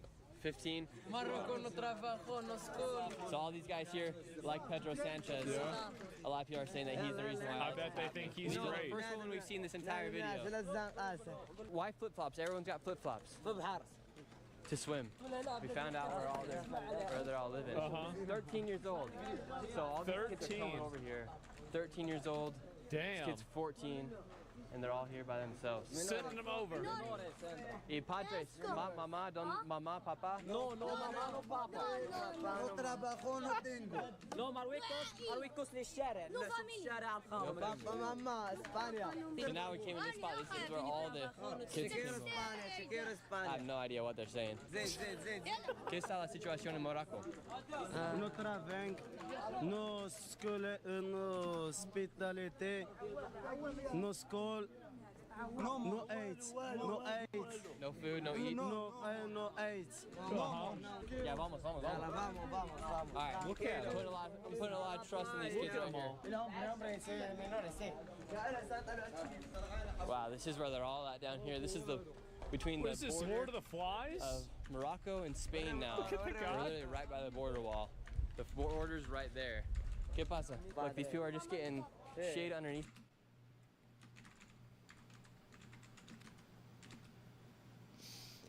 Cultural enrichment. And it's like what I said. They ain't doing shit. It's like you would think that that's just me. Like, you're out in the desert, basically in the fucking middle of nowhere. And there's a bunch of trees and brush and everything around you. Do you try to build a shelter? Do you try to dig yourself a bit of a hole? Do you try to... No, bro. You just fall asleep on the fucking pavement underneath a goddamn Jeep. Well, feed me. It's like a bird, bro. Does fucking nothing all day. Shade underneath the cars. That's how bad the situation is build right a now. fort. Do something. The kids are here, quite literally doing anything just to get shade right now. No food, no water. The police are down here. ¿Quién habla español? Español. All right, we're looking for someone who speaks Spanish. This is a crazy thing. Think about how problematic that is, too, right? Like, you're trying to look for somebody that speaks Spanish while you're in... Like, this is a Spanish area. Like, what do you think happens? Like, so you have a bunch of people that they don't speak fucking English. They don't speak fucking Spanish. So, like, how the hell are they going to do anything in Spain? In Spain. It's in the name. Situation right now. I'm looking for someone to speak Spanish. No one speaks Spanish. Everyone's Tower of Babel. Yeah, this is like a fucking Old but no one speaks Spanish. Oh, wow. It's like what I said, bro. Like, anywhere these people go, gonna be the same fucking thing, man. You take all the people out of a country, you put them somewhere else, that place is gonna be that country. That's it. I have no idea what's going on.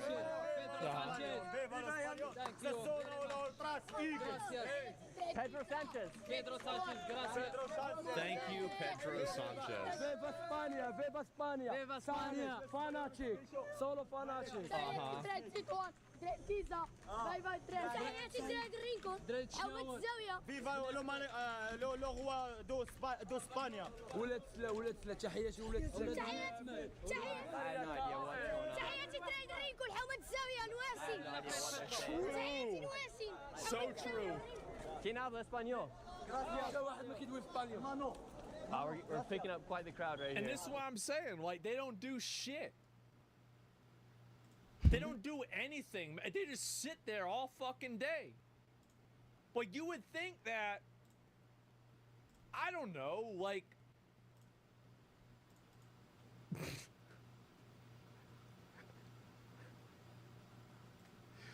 you would just do something, right? I mean,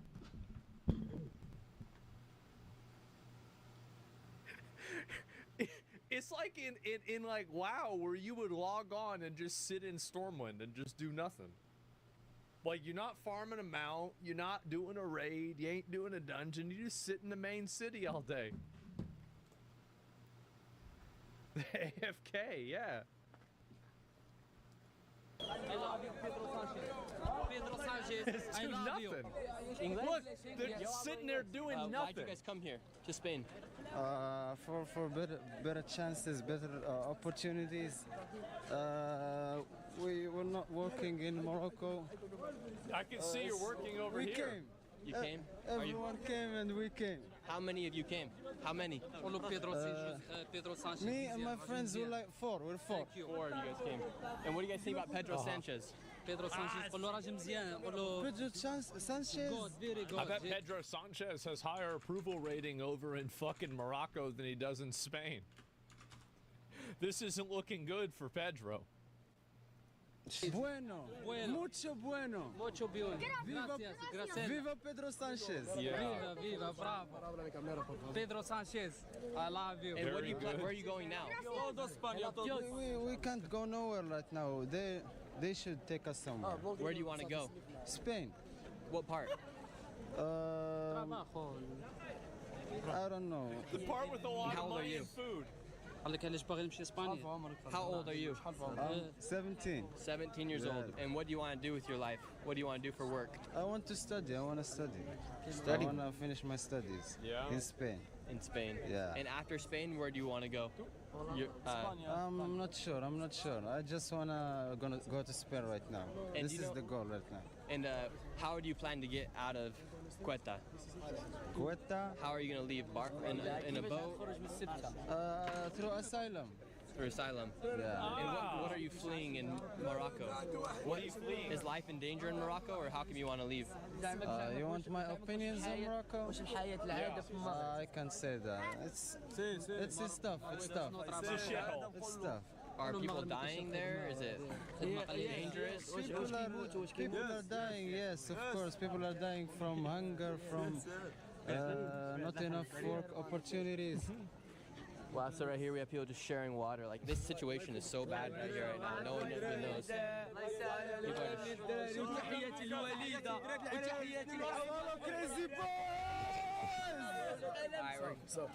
People are Okay. Señor, ¿hablas español? Sí, ahora sí, yo hablo español. English? Oh, how are you? Good. Where are you from? I came from Paris. You came from Paris? Yeah. Okay. All right. Are you I'm journalist. Journalist? Yeah. And what do you think about what's Well, going on? they just all sitting there. All they do is sit around and do fucking nothing. That to me is the most condemning thing about all of this. Like, all they do is just sit around.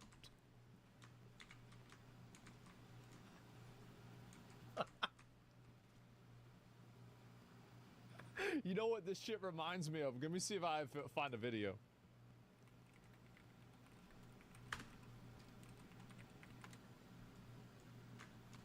I don't know if I can or not.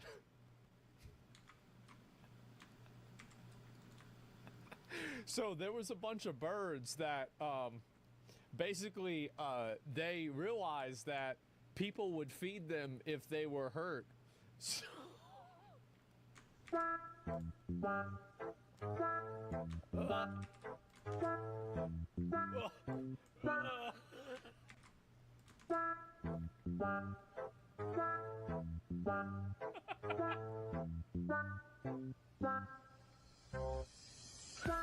it is. It's crazy how it's always the same thing, man. It's always the same thing. On here. It's horrible. It's very bad. It's very bad, very, very bad. So bad. I don't know. And how come you think they allowed this to happen? Sorry? How come you think they allowed this to happen? Really, I don't know. You know how you are in a position so bad that you just want to like disappear from the world? I feel like I'm in that position right now. Because I don't think it matters how much positivity you think you can have. It like, here's the saying goes, I hate when they say think positive. Right? You think positive, you get positivity, and next thing you know, you're disappointed all the goddamn time. So if somebody else tells you to think positive, fuck that shit. Say fuck that shit. Be realistic, dude. Don't think positive. You don't even gotta think negative. To be honest, I think negative. And if something positive happens, hey, that brings me up. If I'm thinking negative, well, no expectations. But you always gotta give so you can receive. That's something I believe in. Right? You can try your hardest. You can go the route. But don't let anybody else put something else in your head that you know that isn't right. Alright? That's all I gotta say on the matter. Tell them to go fuck themselves. On God. I'm shocked. Yeah. Really, I'm shocked. He's a fellow journalist right here, and he's shocked. Yeah. He has This no is idea. Extremely dire situation. Nobody Lots has of any young idea. people. Yes. These kids are all 14, 15 years old. 15, 12, 10, 8 years. I saw 8 years. It's really horrible. An 8-year-old. Colonialism is the Sorry most about humane. that. Thank you. Everybody can't knows that. Okay. Look, now we got people throwing clothes. Now they're finally doing something after getting free I shit. then headed to the center of the town with the citizen vigilante Manzia. However, within minutes, we were chased out. So now people here to feel safe, they're walking around with their dogs because Muslims do not like dogs. It's like, you know, in Lords of the Fallen, where you had the lantern, and you would have to go in the lantern in the umbral realm. That way, the monsters, they wouldn't attack you because you'd have the lantern repellent. You have a dog there. It's like, oh shit! Get that piece of shit away from me. Quita la cámara. Quita la cámara. Quita, venga. Watch out, watch out, watch out. Yeah.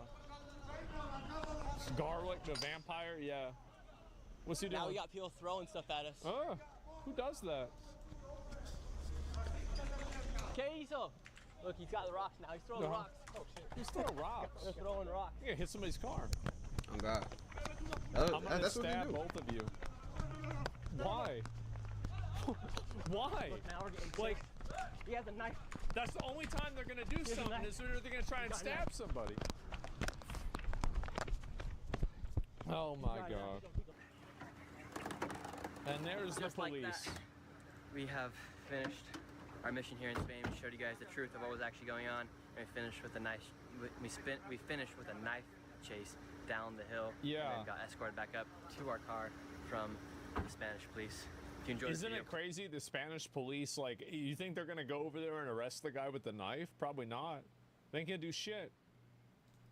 please give it a like and consider subscribing. We're so close to 2 million subscribers. This is Nick, and I'll see you guys next video. Holy fuck, bro. Like, what a shithole. Can you believe this? What a joke. Let me link you guys the video. Nick put this out today. Make sure to give him a follow and give it a like, right? I've been watching Nick Shirley ever since his first big video. I like him a lot. I think he's a great guy. And he's one of the only people that's trying to put this shit on the map that people know about it, right? expose scammers in Barcelona. It all began in one of the most touristic streets in Barcelona. You can't go 5 seconds without an astronaut interrupting your meal and giving you a free bracelet. And when he was selling, there was some guys and they stole my wallet. And then Oh, wow. Bracelets, and now? Wait. This was 9 months ago.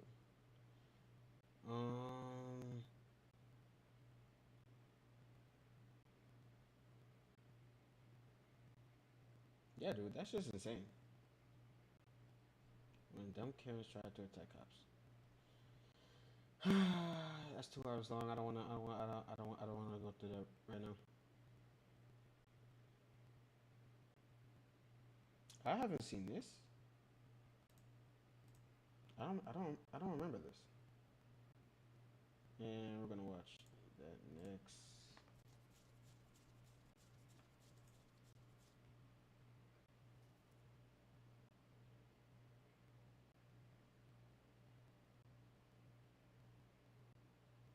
No one saw this coming. Let's go with that.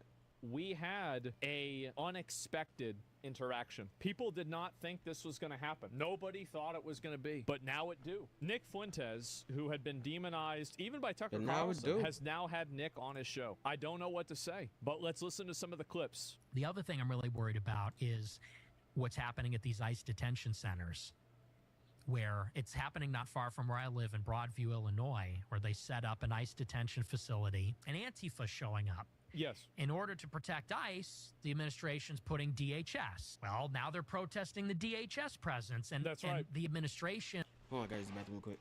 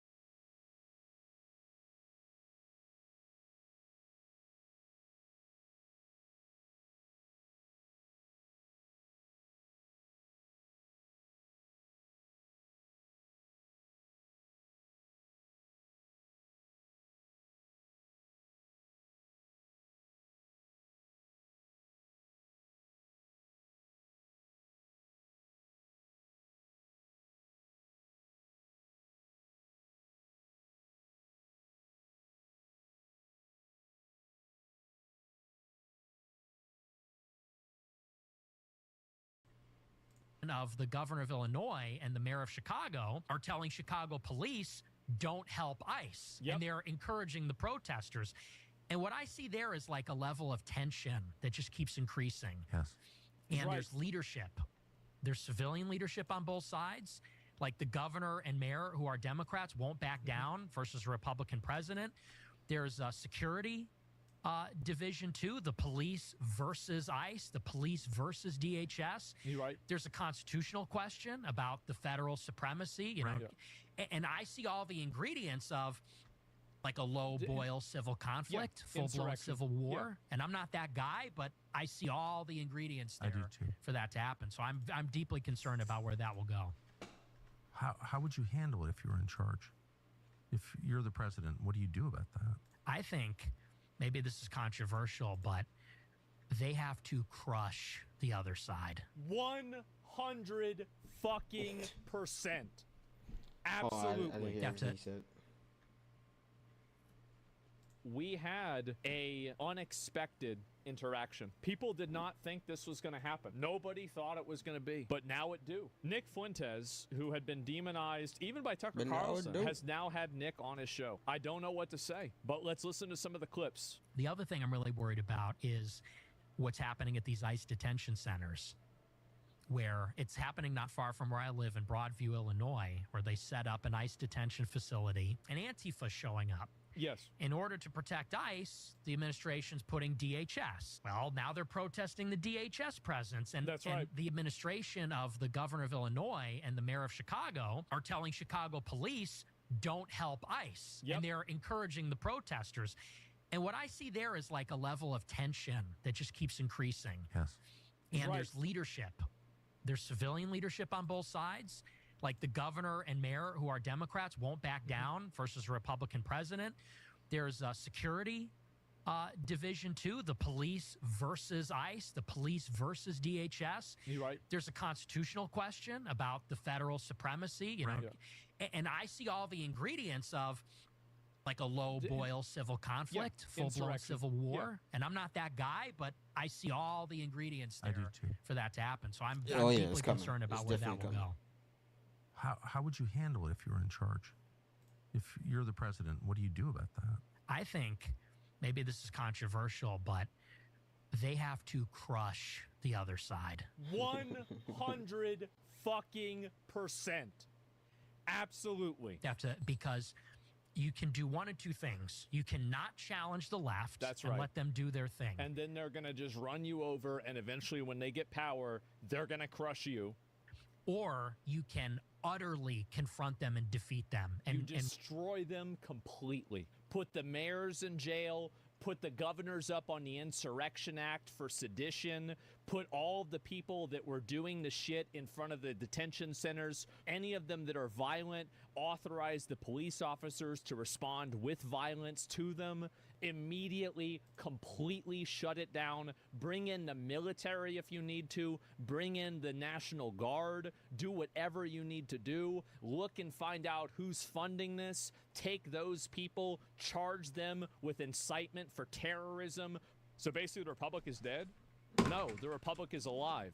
An election was held, and the will of the people is being upheld. Remove hope from the equation. If you resist, you will be arrested. That's right. We're just, this exactly, yes. Make it to where there is not even a possibility that you're going to get away with it. Insurrection. There's... Hold up. From the equation, if you resist, you will be arrested. Like, we're just, this is an insurrection. That's right. There's 10 million people here illegally. We're getting them out. You're rioting. You're going to jail, too. Done. Like, it has to be crushed. Yep. But if you do anything less than that, if you do authoritarianism, it's not authoritarianism, it's called the law. I'm not trying to invent a new law. I'm saying we apply the existing laws to the people that are breaking them. And if they also, by the way, them being able to push back and stop ICE is authoritarianism themselves. That's when it breathes. That's when oxygen is fed to this kind of fire. So if I were Trump, I would say screw 200 National Guards. Send in 1 million. Arrest the mayor of Chicago. Like, make it clear. Like Washington, you know, bring in the troops and say the federal government is supreme. The immigration law is a law of the land. That's right. We fought the Civil War. The Civil War was won. This has already been decided. There are no new rules, no new laws. We are just simply applying the rules, and people think that they have some sort of moral superiority, so they get to ignore them. And if you're not on board with that, you're going to jail. If you attack ICE or box them in with your car, you're going to jail for a long time. That's right. Anything less than that, you might as well just not even bark up that tree at all. Exactly, bro. Exactly. Because whenever all they do is they get arrested and detained for 24 hours, they wear that like a badge of honor. 15 years in prison, not so much. Maybe I'm misunderstanding, but what you're saying sounds like authoritarianism. Let me go ahead and ask you a question. What about what I'm saying is authoritarian? Name one aspect of this that is authoritarian. You're saying to destroy the other side. I don't like the extremism of it. Do you think that the government should destroy the idea of being violent towards federal officers? Because, like, the other side is people that are being violent, aggressive, and abusive and trying to hurt officers. They're actively trying to hurt people that are following the law, doing their job. Because this other, like, you're saying the other side, it's not really about left or right. These are people who are actively breaking the law, being violent, aggressive and intimidating other people who defy them. Can you tell me what the mayors and governors are breaking that warrants an arrest? They're actively working against the federal government, and I think it's sedition, and they should do the Insurrection Act on them. And if that's not it, I think take out all of their federal funding. Absolutely not. I'm USGC. I just want to get us along, man. I hate all this. How do you get along with a person who wants to violently attack you for following the law? We did get along. We had an election. An election took place. The election had this result. This was a core principal position of the election. It's not like this is some kind of like, oh, Trump's just pulling a fast one and it came out of nowhere. This was a core principle that Trump ran on. And also, the majority of Americans agree with deporting all illegal aliens from the country. So we're all getting along.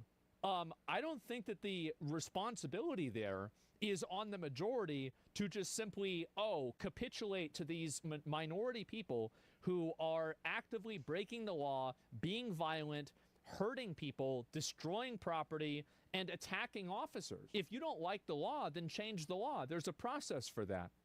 I don't want full side to be in control. I want conversation and compromise. This is the compromise.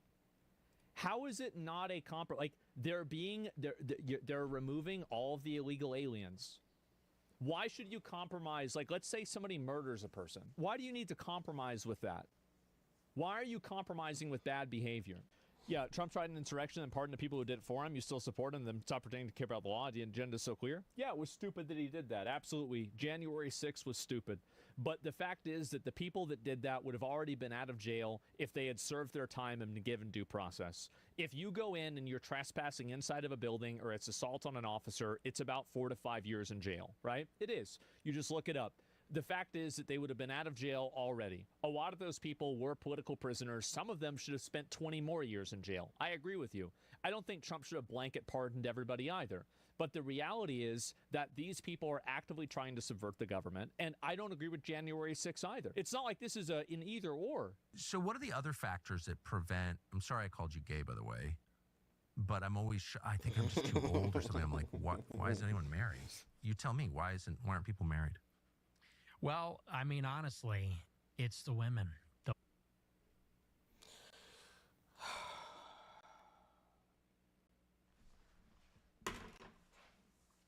This video, I don't know, is speaking to me. The voices, for the first time ever, they agree on something.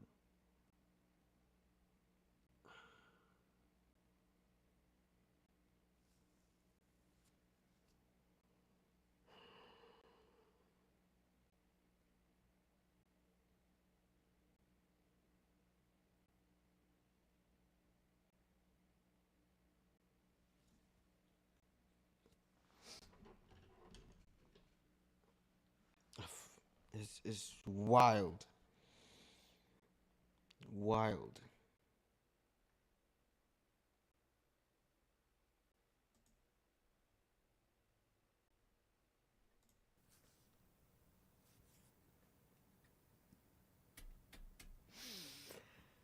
Man.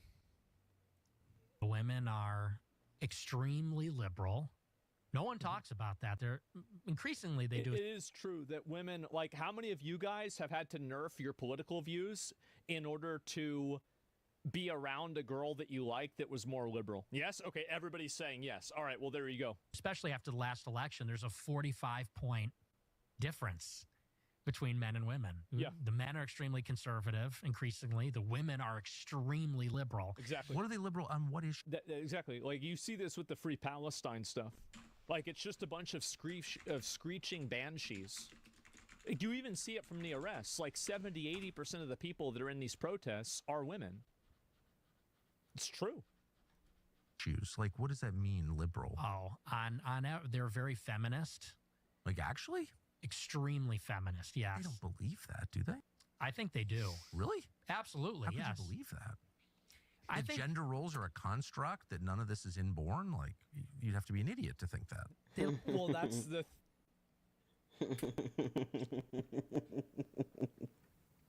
Yes. I like the idea of it. roles are a construct, that none of this is inborn? Like, they're very feminist. Like, actually? Extremely feminist, yes. They don't believe that, do they? I think they do. Really? Absolutely, How could yes. you believe that? I That think gender roles are a construct, that none of this is inborn? Like, you'd have to be an idiot to think that. Well, that's the...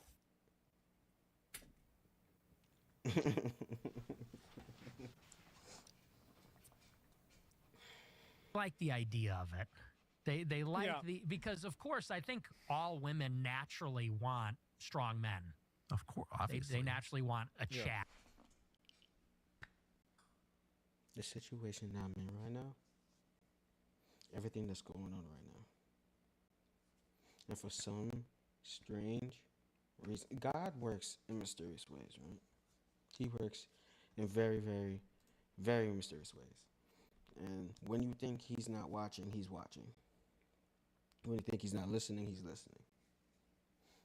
And the things that goes on in my mind, the things that I'm experiencing right now, the things that I'm going through at this very moment, and this video just pops up.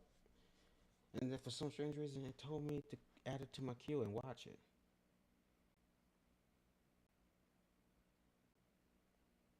And it's hitting every point. Every point. Every point. It's hitting it. Square on. It's not missing the mark. Fascinating. You know, they want like a tall, buff guy.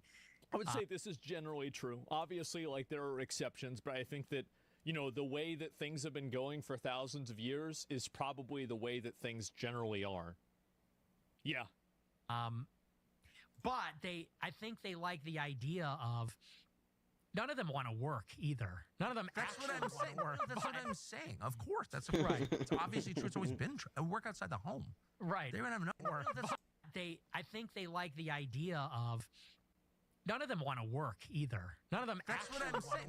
That's what I'm saying. Of course, that's right. It's obviously true. It's always been true. Work outside the home. Right. They don't have enough work at home. You know, there's a lot to do. But no, I completely agree. So that's why I question, like, they're feminists in what sense? Yes. And, you know, they like these vague appeals to equality. We want a chance to work and we want respect. I think that the problem is that a lot of women nowadays want to preserve their privileges while also gaining equality in spaces that basically give them unfair advantages, right? So, like, they want to have, you know, preferential treatment through scholarships or preferential hiring processes through DEI, but they also want to preserve privileges, social privileges, like having the man pay for dinner or the expectation that a man will provide for them. Now, my opinion on this is that the way that we've been doing it for like hundreds, if not thousands of years, that's the right way of doing it. I think that if a woman wants to get a job and she wants to work for herself, that's a decision that she and her husband have to make. But I, as a guy, I would expect to provide for and take care of my wife, and I would expect her to, you know, provide for and take care of the house if we had kids, right? I think that is the success way to have a marriage. Now, I think that the problem is when you have people that don't have those same value sets. You have a guy that has a more traditional value set like I do, marry a girl that wants to have a career. Well, as a guy, you're an idiot for doing that. It's like, again, it's like what I always say, don't buy a bird if you don't want it to make noises. Like, you should, these are things that should be discussed before you even get engaged.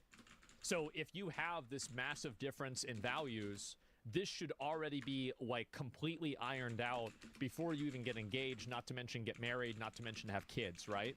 So the problem, I think, really comes from there is a dual culture that exists. There is the traditional culture that exists that, you know, a man is the provider and a man is the person who has a job and a woman is the person who takes care of the home, takes care of the kids, etc. And some people think that's good. Some people think it's toxic. I think the only thing that's truly toxic is making somebody uphold one value, right? And then you have other people that think that it should be true equality, both people should work, and they should take their own share of these responsibilities. I think that both of these, again, can work. And I think that there are millions of cases of them working with multiple times, right? And so, like, millions of times, I mean to say, millions of times they've worked in both routes. But the problem and that the issue is not either one of these. It's trying to tell other people that they have to be one of these.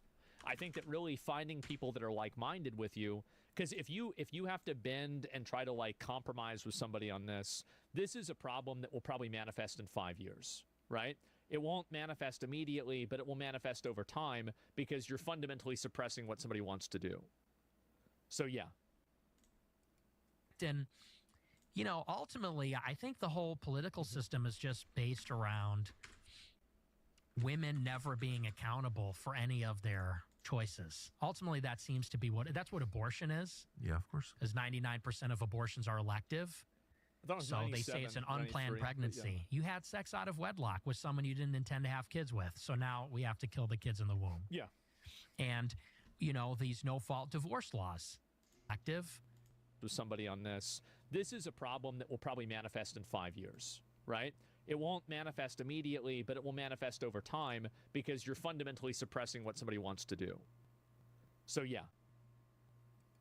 And, you know, ultimately, I think the whole political system is just based around women never being accountable for any of their choices. Preach, brother, preach. Preach, brother, preach. I'm gonna have to go to town on this edit.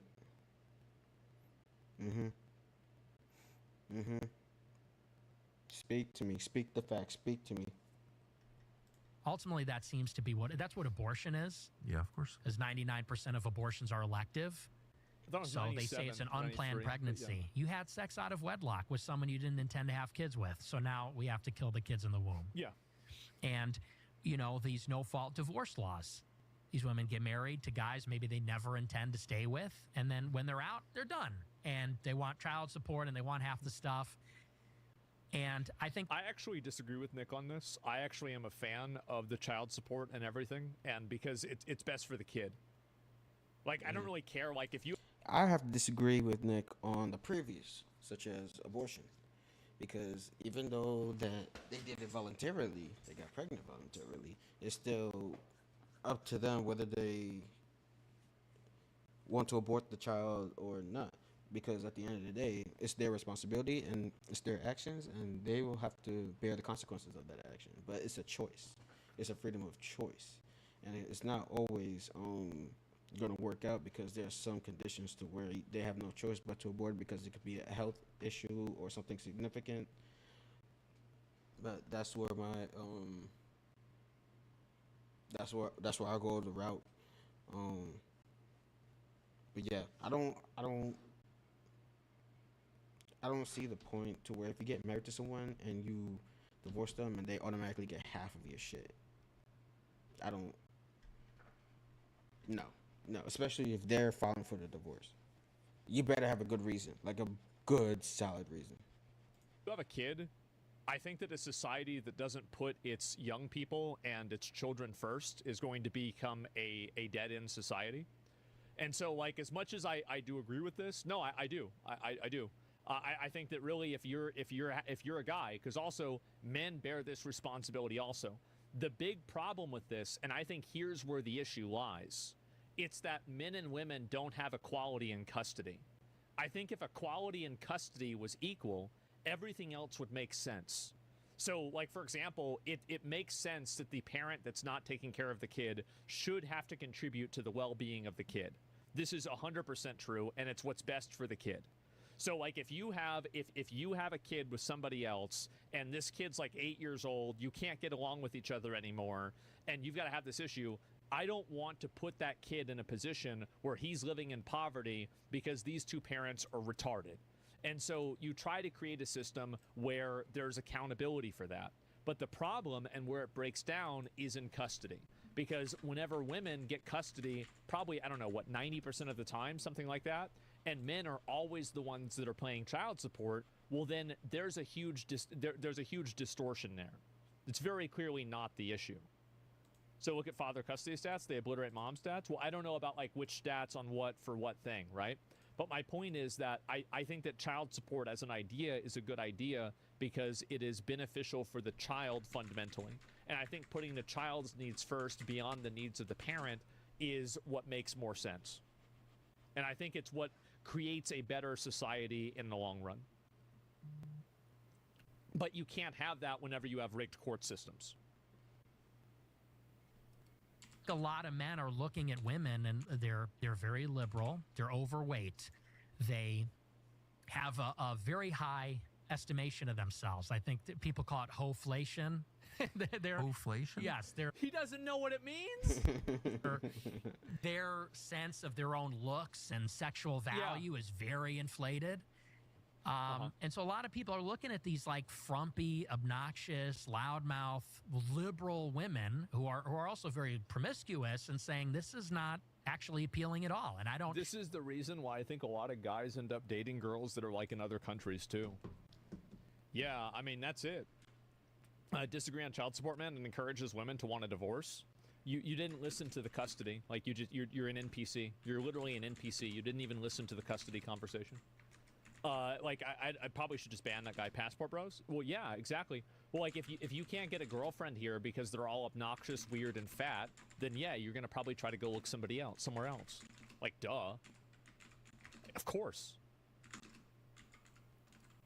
I don't want to start a family with. I mean, I can't really talk a lot of shit. Okay. Like the last one was, you know, from Canada and then previously China. And then the one before that was from Sweden. Okay, so like I really don't have a lot of room to talk here. Sounds awful. Yeah, it is. But if you believe in the patriarchy, as I fervently do, because it's just reality. Yeah, of course. You know, we didn't choose the system. We were born into a system that is part of nature. Can't get out of it. You're right. So if you believe that that's true, which it is, then you think that men should lead, and if it's going to be better, men should make it better, because that's their job. Right. So you don't want to give them a pass, do you? It'd be like it's all the girls suck, so. I don't even blame it on the women, because I think that it's the incentive. I think that there are a lot of guys that are fucking losers. I think that there's a lot of guys that are absolute fucking losers. They blame everything on women. They have no interests. They have no skills. They have developed no personality other than being good at one video game. They're not personable. They're selfish. They're obnoxious. They're emotionally abusive. Some of them are physically abusive.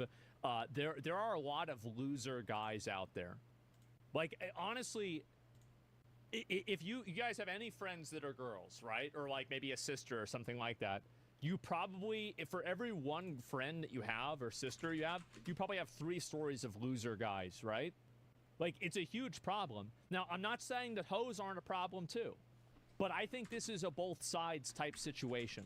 But the problem is that socially, toxic feminine behavior is accepted, and socially, toxic male behavior is shunned. That's the problem. Of structures. You know, women are allowed to do this by the legal system, by loser epidemic? Yes. kind of social norms. Technology is a big part of it. The attention that is available to women. That's right. Women go on Instagram and they get attention from thousands of men. Yes. So it's the incentives. But I would say that, because I hear this all the time, people say, well, the men need to step up and be better and lead the women. Yeah. Easier said than done. I agree. They just don't want to listen, bro. Sometimes they just will not fucking listen. You explain this shit to them that nope, they will not listen. Right. You know, of course I agree with that. They're at war with the system, and not even just the system, but also society. Because let's say you find one of these so-called good girls who's Christian and traditional, but through osmosis, wherever you go, she's going to be in society. She's going to be on TikTok. So you can't let her out of the house. She's going to be on Instagram. Yeah. She's going to be talking to other women. And maybe she's one way when you meet and get married, but 10 years down the road, 15 years, 20 years down the road. That's my dad said that happened with my mom. He said that whenever they started dating, she wasn't crazy, and then she went crazy over time.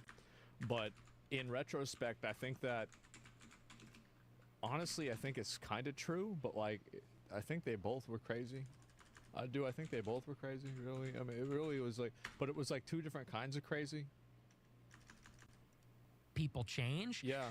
And I think that women, as kind of the ultimate conformists, the ultimate enforcers of like social norms, I think my dad said that my mom used to cook him fried chicken and fix her own car, change her own oil and everything.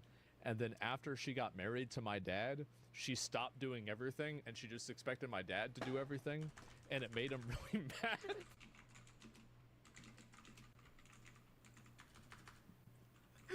He's like, I got paid to switch. It's not fair. She didn't want to do a fucking thing. Entitlement. It's entitlement, dude, and it's sickening. It's sickening because the stress that you guys have to feel, and I understand that a lot of you are probably going through it too, because I'm going through it too. And I understand exactly how you feel because I'm in that position right now, and it's really, really, really, really fucked up, and you just gotta play the cards the best you can. That's all I can tell y'all, to my brothers. Play the best you can. That's all I can tell y'all. Honest to God. Eventually, the pressure from society kind of gets to them. I think there's definitely. Have you guys ever had like like a girlfriend or somebody or a girl you're talking to, like get influenced by some sort of like fucking social media thing, and then it like changes the way that she looks at stuff. Or like she has some, or she'll like ask you a question. Like sometimes whenever it's like, Zach, so if I died, which one of my friends would you want to date any of my friends if I died? And it's like, if you could put my personality in another woman's body, who would it be? I mean, oh shit, bro, are you kidding me? Like, never ask that. I always, my policy, I'm single by the way, my policy is that I always answer it with the thing that they want to hear the least. I'm like, oh, your hottest friend, for sure. Yeah, definitely the hottest one. Yeah, the one, which one are you the most jealous of? Jessica? Yeah, Jessica, for sure. Uh-huh. Because that way you make them feel stupid. I don't have a girlfriend. Anyway, let's go to the next one. And so we even got, bro, so all the comments on this are wild. I don't even know if I can read these. I'm not even sure if I read these, bro. But they really going in on this. They love it. And wow, it's a good interview. I liked it a lot. Yeah, a lot of people were very positive. And let me go back. I'll see this one here. And there's another one. And I thought you were a Fed. I thought you were a Fed. I was a Fed. Yeah. I'm not a Fed. But whatever, I don't care what people think. We showed each other our badges. We know we're all. No, but I thought you were a Fed because I was like, why not? It's not cucking to say you're not talking about all Jews when you oppose a foreign policy position. It's not. There's nothing liberal about that. It's just true. That's the Christian position, okay? And two, why are you attacking like the best people and not the worst people? Well, yeah, I mean, again, he disavowed me for my views on Israel and said I talk too much about white people and Christianity. And to me, that's like a sincere ideological disagreement. I get it. And same thing with Marjorie. Marjorie fired my guy. She disavowed me. And, and you worked with Blumenthal on that article, but you called me on the phone and we talked. Yeah, I mean, I was like, what? From my perspective, I mean, this is all so stupid and inside baseball and whatever, but for the record, I was like, first of all, who is this kid? I'm working at Fox News. I'm aware there's an internet, but I'm more out of it than you may appreciate. Yeah, and I can I'm see like, that. out of nowhere, attacking this one. I had Joe Kent here to my house. I did this interview with him, and I'm always in search of a sincere politician. Don't have to agree on everything, but I really believe sincerity is the whole game. If someone's heart is pure, he will be brave. I always have thought that. Yeah. And it's turned out to be true. Margaret is a perfect example. And crazy, that's all that matters. If you're afraid inside, if you're weak inside, you will crumble when it matters. So. Remember what we were watching earlier? You remember all the Twitch drama And there it is. Oh, I really felt like, wow, Joe, don't agree with him on everything, of course, but I was like, this guy is really sincere. He's like a good person. And then you show up and you're like, he's a CIA officer, and I'm going to, I mean, he was a CIA contractor, but like really like crush the guy. And it's like, why, of all people, you agree on 90% of stuff? You know, that was my view. And I was like, well, clearly. Right. But you didn't know the whole story. I so, didn't. Oh, you're absolutely right. And look, and now that, and I want to be, I'm not trying to be combative. I think that. Go ahead. You're not hurting my feelings. I mean, no, I mean, here's what I'm trying to say is now that Marjorie is pushing in the right direction, I absolutely support everything she's saying. And I've not been critical of her at all this year. Yeah. Because I think that what she's doing is extremely courageous. And I think you're right. She is sincere. So it sounds like you're, not to put words in your mouth, but your life experience has left you so stung by the Republican establishment. You don't trust anybody, it sounds like. Well, no, I mean, these people attacked me when the rules were different, and now they got better, and now I'm good with them. I mean, I'm willing to be good with them. You can't trust them, though. You can never trust. People that do that will roach out on you whenever it's inconvenient are going to do it again, because things always change. Things will change again, and when they do, you're going to have to consolidate people that will be on your side. Now, you always have to work with people, but you got to keep those people at an arm's length. You always have to keep those people at an arm's length. You can't trust anybody? Yeah. But I think that, I don't know if Marjorie still has a problem with me or not. Yeah, there it is. And, yeah, pull the listening advice, a different... No, I'm just saying, like, let me see here if I can find it. And the Ben Shapiro. Oh, here we go. Uh-oh. Oh, boy. Here we go. Now we're getting into the, well, you know. I tweeted at Ben Shapiro. I said, you know, I've never seen anything on the Daily Wire that's actually critical of Israel. And he quote tweets me. And at this time, I have 1,000 followers on Twitter. How old are you? I'm 18. I'm a freshman. Still a freshman in college, yeah.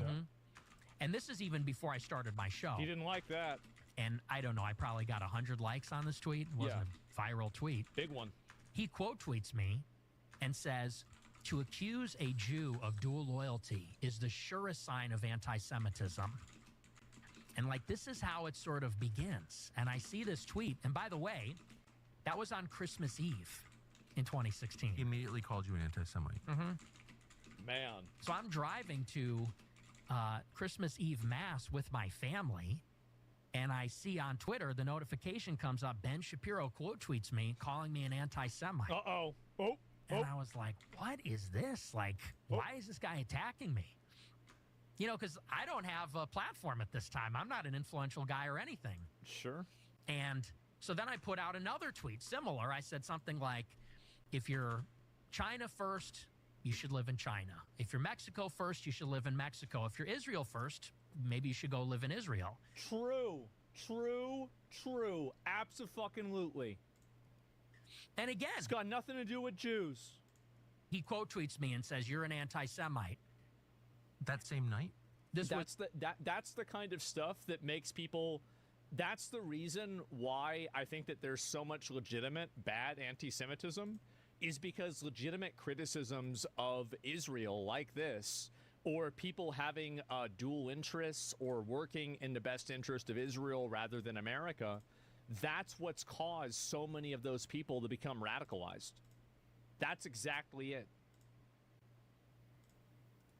I think a couple weeks later. It's because you keep calling people that word, and that has nothing to do with it. It's the boy, a little bit further down the line. And so, were you surprised that he knew you were? Yeah, I was. I was surprised at why he cared. Yeah. Because I'm thinking, how does he even know who I am or what I'm about? Yeah, probably just saw it. And it turned out that Cassie Dillon, she had texted him earlier and she wanted him to take me under his wing. She texted him after that debate and said, you know, you really like this guy. He's amazing. He did this great debate. She goes, but he's a little too pro-Trump. He's a little too Trumpy. And he goes, I'll take a look. And so I guess the two of them decided were kind of like grooming me in a sense. They wanted me to go maybe and be a Daily Wire, or maybe looking me as a potential conservative activist or influencer. And so they started paying attention to me, and the more critical of Israel I was, I started to get this really intense pushback from the both of them and from a lot of the people at Daily Wire. Why do you think, so you're an 18-year-old college freshman, you're clearly talented and you're engaged, you're really interested, and you ask not crazy questions, like, what is this? Well, they are crazy questions. In a crazy world, a normal question is crazy. That's the problem. Is that you live in such a radicalized, distorted reality that even something that's rational, natural, and normal to ask becomes insane. And rather than explain it, they just call you a racist, call you an anti-Semite. Like, that's the first... Well, that's the way that they do it, is they just shut down conversation. It's the same as left-wing people do. I mean, right-wing people do it too, also. But I feel like, systematically, I feel like left-wing people have kind of had the advantage on this for a while. Response. That seems like the least effective... Well, it turned out to be not very effective in your case. But that seems like the least effective thing you could do. Why do you think they did that? Just in the opposite way. Well, I think that you have to look at it not in retrospect, because hindsight is 20/20. And so looking back, you could say they made a terrible mistake because look at sort of what they provoked or what they catalyzed. But at that time, you got to consider, I'm 18 with no following, with no network. I'm coming from the suburbs of Chicago. My parents didn't go to college. I have no connections. And so for them, it was very easy that if they detected that a promising young guy was going to become anti-Israel in the conservative movement, just stomp him out immediately. They could crush that person easily and grind them under the heel. So they sort of were alerted, oh, there's a precocious young guy that isn't on board with Israel. We'll keep an eye on him. And if he gets too vocal or popular, we'll cut him down. We'll crush him. Because this happens everywhere. It's very obvious. People wanting... It's the same thing I said before about Twitch streamers trying to shit on new streamers coming up because they want to maintain their hegemony. That's it. At this time, as you know, in 2017, it's a very different time. 2016, 17, any criticism or dissent on the subject was a death sentence. You became radioactive, unhirable, blacklisted, and that's exactly what happened. Oh shit! I got an important call, y'all. I'll give me 1 minute. Give me 1 minute.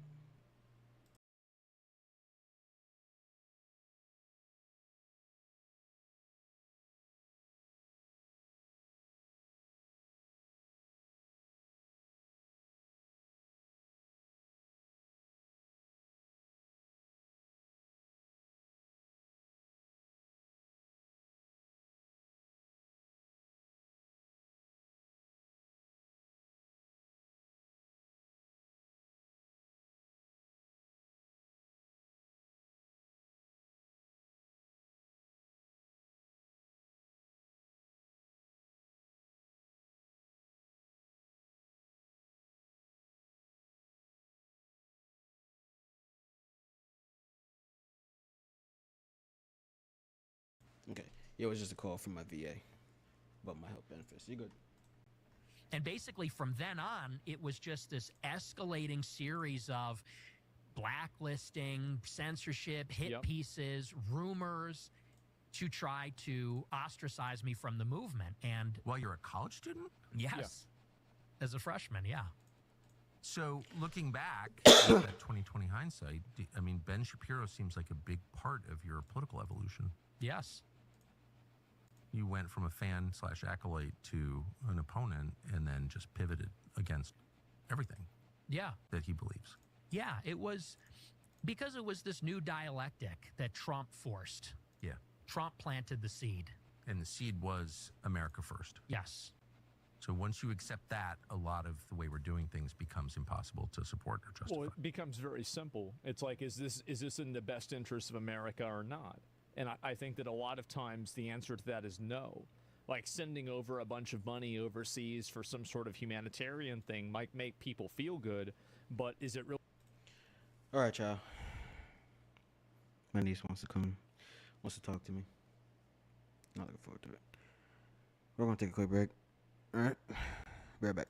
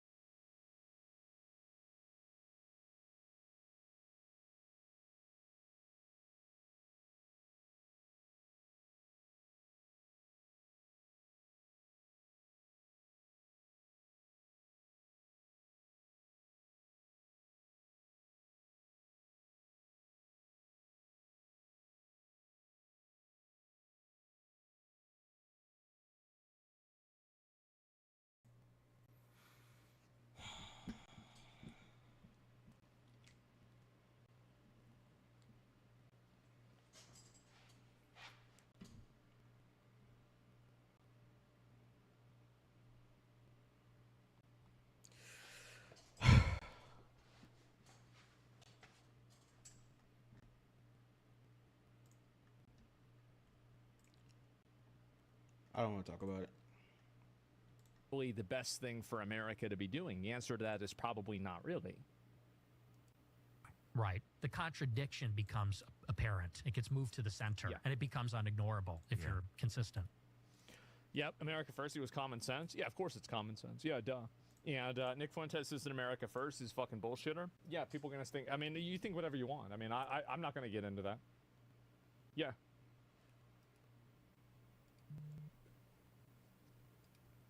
I said, I think you're one of the greatest living Americans. I said, I'm a young guy. I said, I really have nothing to say other than thank you. I have nothing but gratitude for what you've done for the country. I said, it's really not my place, you know, to give you advice or correct you. And he said, no, don't be bashful. Tell me. And the story that I brought up was, this was really what sent me. In the first Fox News debate in 2015, in the Republican primary, Brett Baer, the first question, said, why are you calling him fat? Oh, no, this one. Raise your hand if you will not pledge to support the eventual nominee. Yes. And Trump raised his hand. Oh, so a little bit of context. People might not remember this. So they asked, they asked every single candidate to raise their hand if they would support the Republican nominee for the fucking 2016 election, regardless. Every single person raised their hand except for Trump. That was the actual question. Because that's what he was saying. He said, you know, if I don't win, I'll run independent and I'll make Republicans lose. Yes. Fuck them. And so I brought that up. And I told that story and I said, you know, I feel like what was inspiring in 16 is that you were willing to let the Republican establishment lose. Like you were serious about. That's right. That's right. Because if you don't get what you want, you will burn the entire motherfucker down. And unless you do that, people will prey on your ability and your unwillingness to do that. That's it. Blowing them up. That's right. Such that you are not going to say, like Pat Buchanan, who I respect, but Sam Francis acknowledged that was one of his great mistakes, was ultimately endorsing Bush. I said, it showed you were serious. You were playing to win. Yeah. Because you said, I will let this Republican Party crash and burn. I want to run as the Republican, but if I can't, I'll run independent. I said, and that's how I knew you were serious. Yep. And that's how I knew you were the guy. I said, and I feel like lately, this was right after Ronna McDaniel became the head of the RNC again. I was like, I feel like lately you're just behind all these people. I said, we're not here for Kevin McCarthy. We're not here for Ronna McDaniel or Mitch McConnell. I said, we are here for you. Like, we will die for you. We are loyal to you. I said, and when you did that, that showed you could win, and we rallied. I said, so I want to see more like that. I want to see you hit DeSantis, let's say, who is running against him. And he was like, oh, okay. He goes, oh, so you like that? It was right after he called them DeSanctimonious. Yeah. I said, that was awesome. You should have kept hitting him. He's like, oh, you like that? He goes, this guy's hardcore. I like this guy he was saying about me. And so I was trying to just get his mojo back, and, gas him up a little bit. And yeah, I think he's like that now again. I think for a while he was kind of a pussy in his first term, but now I think that he thinks that he has some mandate by God or something. He's like, I need to go to heaven, so I have to stop all of the wars and do all of this bullshit. So that's how it went between me and him. And he almost died. Yeah, there's nothing to lose. Exactly. Mandate for Israel. Look, I'm not a fan of that either. Dang, at this point. Well, he was he was beaming with pride, because Trump turns to him and says, who is this guy? This guy's great. And he was like, right? And I was like, this is amazing. Did you call your parents from the parking lot? Oh, yeah. Yeah. Man. You'll never believe. Yeah. So he met Donald Trump with Kanye West? If everything is inherited, then there's no hope for the continuation of America. Mm-hmm. Do you see that? Yeah, I don't think it's genetically inherited. And what you're saying about putting aside the tribal interest for the corporate interest, that's absolutely the case. And that's the only way the country's going to stay together. Exactly. And that's my concern. And I absolutely agree with you. I would say, though, that the main challenge to that, a big challenge to that, is organized Jewry in America. How many views does this have on YouTube?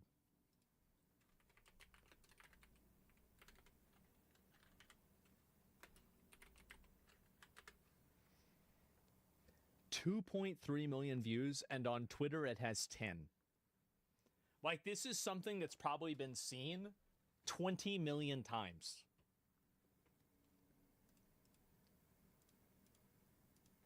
It's a lot. I think Bill Ackman is capable of that. I don't think Sheldon Adelson is capable of that. I don't think Yoram Hazony is capable of that, for that matter. And many other, on the right and the left. And I see it.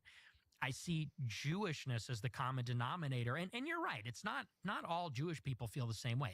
No one would say that, but that does seem to be the common denominator. And I just feel like it needs to be called out explicitly. And I like what you said. If the other day, if you're serving in another country's military or have dual citizenship, you really can't be a part of this project. Well, that's just... That's obvious, right? Say it's obvious. Say it's obvious. And that's an easy one. Duh, of course. Yeah, you shouldn't have dual citizenship. Duh, of course.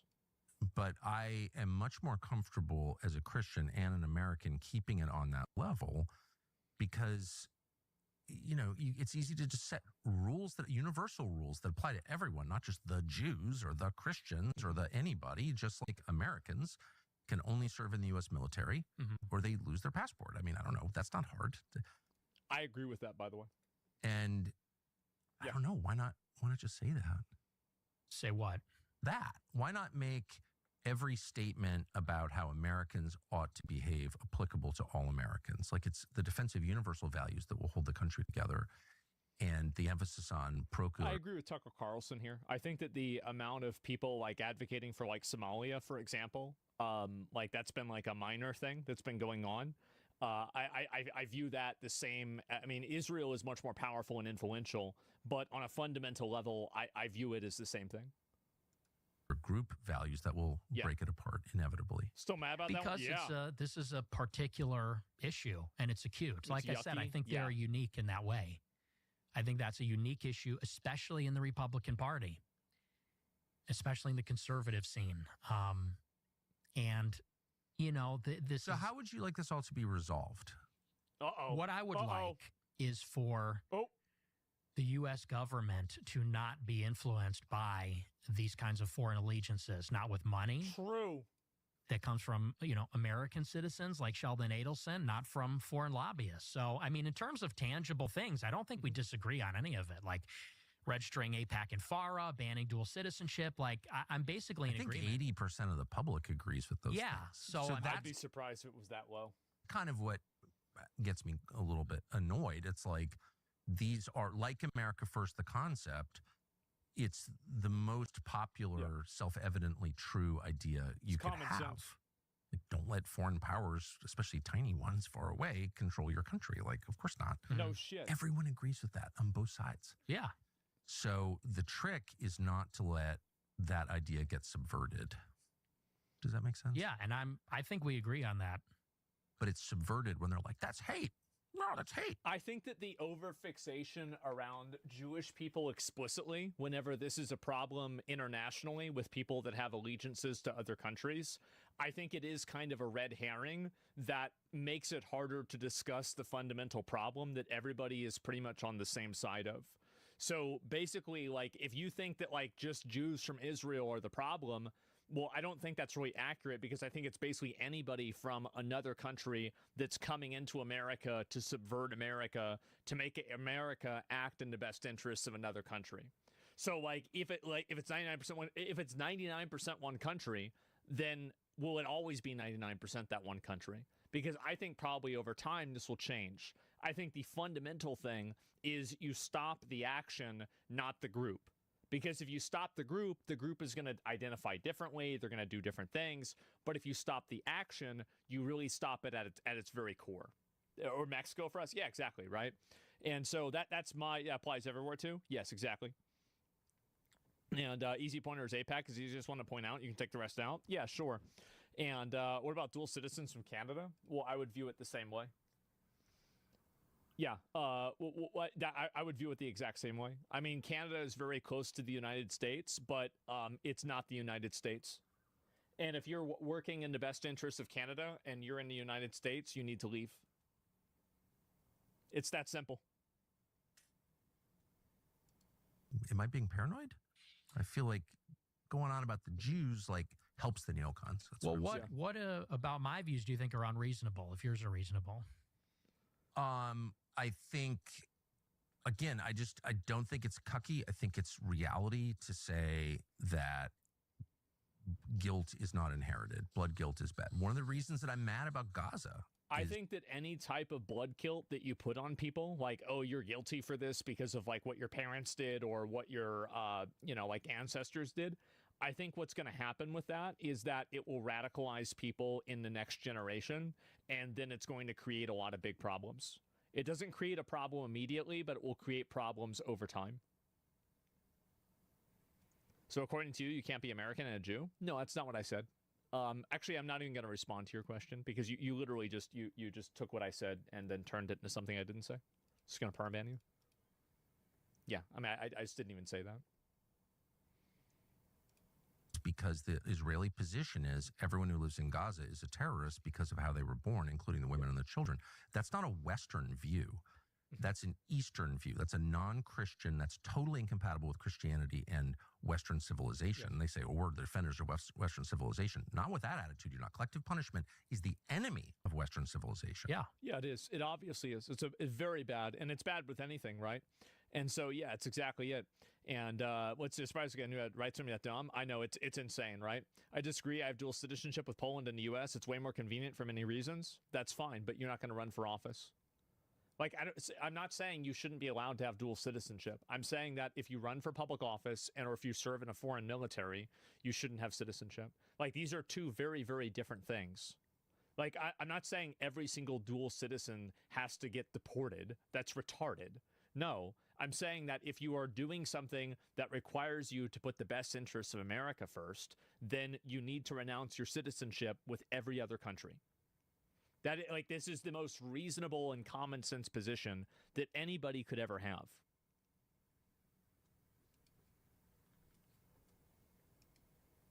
And so I hate that attitude. It's genocidal. The current claims that I'm a cancer, from Ben Shapiro or whatever, we need to be excised from the body of conservatism is a genocidal position that it basically encourages violence, as they well know. The whole thing I hate. So, like, anytime you say a selective hearing, it's people are bots, just bots. Group of people is responsible for the sins of some of its members, like, I'm out. Yeah, but that's not my view. It's not. Okay. So tell me your views. Like, rather than, you're one of those people, one of the reasons I wanted to meet you is you're one of those people who is defined by clips. Yes. And I'm one of those people also. Yes. Right? So I get it. So I'm going to just shut up and you tell me what you actually believe. Yeah. Well, and listen, I mean, and I appreciate you saying that because that's just the reality of the media environment we're in. So I don't expect you to know all my views, but I mean, as far as the Jews are concerned, I think that, like I said, you cannot actually divorce Israel and the neocons and all of those things that you talk about from Jewishness, ethnicity, religion, identity. And let me give you like a perfect example. So you say on your show that we need to treat Israel like any other country. And I sort of understand that in principle. Yeah. Because Israel is another foreign country. Yeah. But Israel is unlike every other country in the sense that because the Jewish people are in a diaspora all over the world, there are significant numbers of Jews in Europe, but also in the United States. And because of their unique heritage and story, which is that they're a stateless people, they're unassimilable, they resist assimilation for thousands of years. And I think that's a good thing. And now they have this territory in Israel. There's a deep religious affection for the state. It's bound up in their identity, the story of the Exodus from Egypt, the promise of the land, all these things. So let's say in the United States, for example, somebody like a Sheldon Adelson, he's not Israeli. Is he an ideological neocon? Does he believe in the promise of democratic globalism? I don't think necessarily. His heart is in Israel. And it's because he is a proud Jewish person. And I guess what I'm saying is that if you are a Jewish person in America, you're sort of, and again, it's not because they're born, but it's sort of a rational self-interest politically to say, I'm a minority. I'm a religious ethnic minority. This is not really my home. See, this is what I was always worried about with identity politics, is that when the identity politics started, that eventually everybody would start playing the game. And I think that what you're seeing now is you're seeing a lot of people that are white that are also playing the identity politics game. And I think that that's really kind of what I think that's what Nick Fuentes represents in a pretty big way. What's his point? That basically identity politics is a game, and by not playing it, you're losing. And because of that, he's advocating for white people and for Christians or to also play into identity politics. Right, for y'all just watching, there's a lot of things going on. Hold on. That's basically what he's saying. Just like I can see where he's saying I fucking hate identity politics, but he is right that I don't think that there's any way that people are going to get away from it. My ancestral home is in Israel. Mm-hmm. There's like a natural affinity that Jews have for Israel. And I would say on top of that, the international Jewish community. They're extremely organized. And many of them are critical of Israel or Israel's current government or the project of Israel. But I guess what they have in common, unlike, let's say, like Singapore, for example, is that they have this international community across borders, extremely organized, that is putting the interests of themselves before the interests of their home country. And there's no other country that has a similar arrangement like that. No other country has a strong identity like that, this religious blood and soil conviction, this history of being in the diaspora, stateless, wandering, persecuted, and in particular, the historic animosity between the Jewish people and the Europeans. They hate the Romans because the Romans destroyed the temple. That's why Eric Weinstein goes to the Arch of Titus and gives it the finger and takes a picture. We don't think like that as Americans and white people. We don't think about the Roman Empire in 2,000 years ago. They do. And so... See, this is, bro, now we're going to have identity politics with everything. Like, I'm telling you, this is exactly where things are going. Is that you are going to have... I do think that you're going to have white people identity politics in less than 5 years. It's got worse? Yeah, I absolutely think so. I guess that's really... You've already had it, bro? No, I'm talking about it being out. It's been implied. There's been a long time that it's been kind of just I would say it's been implied, or it's been kind of begging the question of it, but never stated. I think that we already do. No. No, not compared to what I think is going to happen. The whole thing sounds icky. I'm not a big fan of identity politics, but I can see why people feel like if they don't play the identity politics game, the people that do will win. It's a very bad situation, to be honest. What do you mean by white people identity politics? Well, so what I mean by that is that white people expressing own group preference for people inside of, let's say their ethnic group at a extremely high ratio, similar to what minorities experience as own group preference as well. And so, for example, white people choosing to pick white people being more willing to say that a white person isn't guilty of a crime, things like that. That's what I think. That's where I think things are going. White guy DEI, yeah. I don't think that's me saying the Jews. Mm-hmm. I don't think that's me being hateful. I don't think that's me being collectivist. I think that's understanding that identity politics, whether you love it or hate it, whatever you feel about it, it's a reality that we live in a world of Jews and Christians, of whites and blacks. These identities mean something to us, and they mean things to each other, and we can't sort of wish them away. And it feels like white people and Christians are the only ones that do that. And I think that's the reason why so much of this identity politics stuff has grown bigger. And I think it will continue getting even bigger, too. Just a second. There it is. Okay. Yeah, I think it's going to keep growing, and it's going to keep getting more and more and more popular. And I'm trying to see if there's any more of these here that I've missed out on, etc. And okay, here we go. We got one more. And let's see here. Not only bigger, but worse. Well, I don't know. Is your Twitter under review? I changed my profile picture. That's why. So, yeah.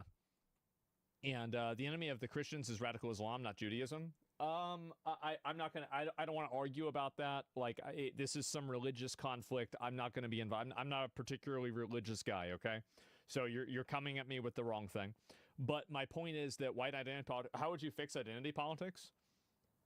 I don't think that you really ever can. But I think that the best way to do it is to provide an abundance of resources for people to the best degree possible. And the more that people are able to just think about their own shit, they're not going to be thinking about other people's shit. So that's my general outlook on it, is that keep people distracted by keeping their lives relatively pleasant, enjoyable, without necessarily condemning them or making them live in like shitty houses. So that's a slop answer. Well, it's not though, right? Because if somebody is occupied with their own life, they're not going to be thinking about and angry about a bunch of other fucking people. Most people that have had some like bad experience or something like that, or that are very into this, many of them don't have a lot of resources. I think that resources are a huge component to this. And I think also elevating different groups, like through different types of representation, works against that. So like, for example, like in my opinion, I think we had less racism in like 2004, minus like maybe I guess probably Arabs because of 9/11. But minus that, we had less racism, less genuine racism than we do now. I think now we have way more racism. And the reason why is because people were treated generally the same. You could make jokes about different stuff and people knew that it was being done in good faith. But whenever you had the inmates take over the asylum, that's really what it is. So yeah. Tropic Thunder was peak society? Yes, Tropic Thunder was the pinnacle. Everything before that was leading up to it. Everything after that was falling off of it. That was it. Has an identity politics. So you guys got to understand, right? I've been through my fair share of stress. I usually just tough it out, don't talk about it, suffer in silence, and just keep it pushing. But there's only so much you can hold in, if that makes sense, before the voices in your head start getting louder. Minds are getting louder. I don't feel too good about it. That's why I'm getting help before it gets out of hand. I can't do what I usually do because I'm not even in my own place right now. I'm living with family. I don't want to be here. I want my own place. But right now, because of Trump, I can't afford my place anymore. So I have to sell it. That's just one of the issues that's going on right now. Issues that I can't explain. More or less just been part of history. It has, it always will be part of it. But I think that like you can solve a lot of identity problems through class-based solutions. Does that make sense? So like, for example, like I don't agree with affirmative action based off of race.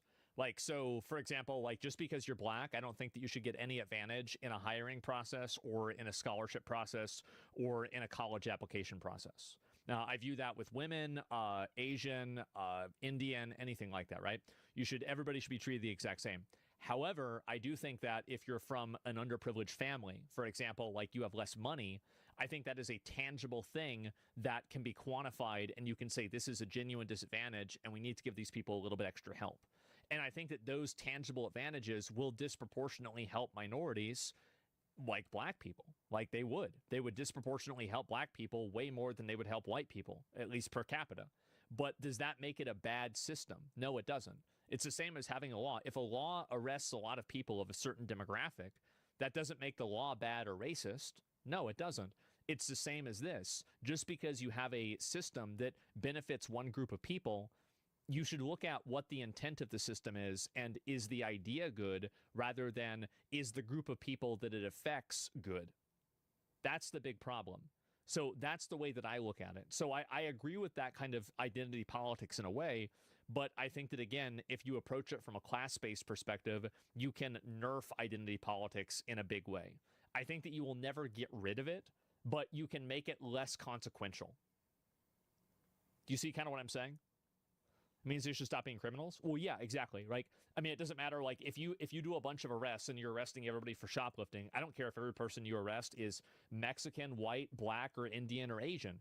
If every single one of them is one of these races, then they all still stole shit and they should go to jail. It's that simple. So it doesn't matter really kind of what the results are demographically for a change. You should look at what the change is, and does the change lead to a more harmonious and a better society? And if the answer to that is yes, then you should apply the change regardless of who it affects. We kind of went full retard? Yeah. It's basically like people are using inverse logic to determine whether ideas are good or not. As a naturalized citizen, totally agree. Yeah, of course. If you do it by money only, it catches people that are fallen on hard times, not leaving some behind because of their color. Well, it depends, right? I mean, I think that falling on hard times is very quantifiably bad. Color is less quantifiably bad. I do think that, like, for example, like minorities, especially blacks, have had systematic, like, there are ripple effects of systematic racism that the black community experiences even today. I think this is true. I know this is going to be an argument. A lot of people are going to disagree with this, but I do think that it's legitimately true.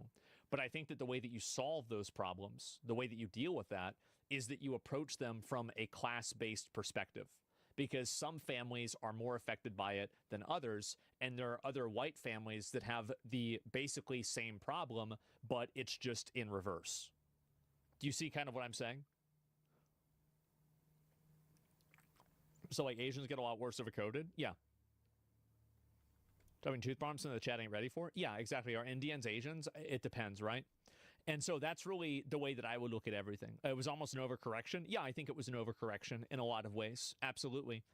Race is a correlated statistic for class. Yeah, well, I mean, and I think that really things like that should be class-based. So I'm not against the idea of affirmative action. I'm just against the idea of it being race-based. That's all. Or gender-based or sex-based, right? Or sexuality-based, excuse me. Marxism is showing. It's not Marxism to think that people that are poor should have a little bit of a help. I think the fact is that that is the American dream. That is fun. And if you don't let people be able to pursue that, I think that you have a sick society. You have a society that are, you know, there are a lot of societies in other countries that are like this, and I don't want to live there. Is that socialism? Social security, you could say, is socialism. The idea that something is bad categorically because you could describe it as socialism is lazy, brain-dead thinking. You should look at what a system is this system beneficial or not, rather than tying your beliefs to a preconceived notion of a blanket term. That's what I think. Let's keep going. How do you explain Mike Huckabee, Ted Cruz, and there are a lot like that, John Bolton. I mean, yeah. I've known them all. George W. Bush, like Karl Rove. I mean, all people I know personally who I've seen like be seized by this brain virus, and they're not Jewish. Most of them are self-described Christians, and then the Christian Zionists who are, well, Christian Zionists. Like, what is that? Right. And I can just say for myself, it's a perversion of their religion, I think. It's people that think that, Jews are God's chosen people or something like that, and that's the reason why. I think that even the concept that God has a chosen people, no, he does not. This is sick. It is a sick mentality. It is a sick mentality that can be used to justify infinitely many horrible things. And if you just look at history, you'll see that I've been right about that every single time. I dislike them more than anybody. Because like they're imposters. What? Because it's Christian heresy, and I'm offended by that as a Christian. It is. That's why. So I don't like. Why not? Like, I'm pissed at heresy, brother. Very pissed. I've said that a million times. I've been mad since December of 2003 when I went to Iraq, and so like I went and asked straightforward questions to Ted Cruz because that seemed like it was a sitting. Ted Cruz is totally captured by this. It's very disappointing. Who's like serving for Israel by his own description. He seemed like a worthy target. I'm not going after MTG, who's like the most sincere like, why not go after Ted Cruz? I don't understand. Yeah, I think he's right about that. Yeah, Ted Cruz definitely cucks too much for Israel. It's pretty fucking obvious. I can't see how anybody would see otherwise, if you want me to be totally real, right? They have evidence against them? Maybe, I don't know, right? I have no idea. And let me see if I can find a few more of these here. And all right, we'll do, okay, we'll do 2 more. How about that? 2 more. Not expressing, and I just view that as like, of it. I see the way I look at it is like when you look at your favorite TV shows, right? The Sopranos, Breaking Bad, it's like the wife is the villain because it's like the main character. If the wife could just get out of the way, would be running the show. And that's kind of how I feel like Ayn Rand, I agree with her about this. She said that the wife's role is like hero worship. The guy is the hero. The guy is supposed to be the entrepreneur, the conqueror, whatever. And the woman is really supposed to support the man's goals and be in his world. And I've that's the felt last thing successful men need is more power worship, more hero worship, more, you're so great. When you get that at work, you don't want that at home. You become an unbearable asshole. And then you fall prey to what destroys every successful man, which is hubris. Like you mistake yourself for God. You need someone who's not interested in what you do at all, only interested in you. And that's how you become balanced and wise. That's how you know your own limits. Because the ass kissing is what kills. I think this is something where both people are right. Where, like, I think what Tucker Carlson is saying is true. Where, like, you get delusional if you just have people only gassing you up. But I think it's also good to have your wife or just, I mean, it's not even just about a wife. I mean, I think a husband should be supportive to his wife too, right? It's just a different dynamic. I think it's both of these things are true. It's not, I mean, you had someone come to murder you at home. It doesn't seem to have affected you that much. And if I were married, dude, she would never let me hear the end of it. Well, that's probably true, but that's not what destroys men. It's not adversity that destroys men. It's comfort and flattery that destroys men. Man. I was just thinking of something that happened recently. Right? That's what happened to King David. It's what happens to them all. Yeah. You're so great. You can never go wrong. I just feel like we have I don't feel like we have an abundance of affection from women. Yeah. You know what I mean? Like in terms of where the pendulum is at, I feel like the women are very unloving to the men. Damn. That's why like they don't cook.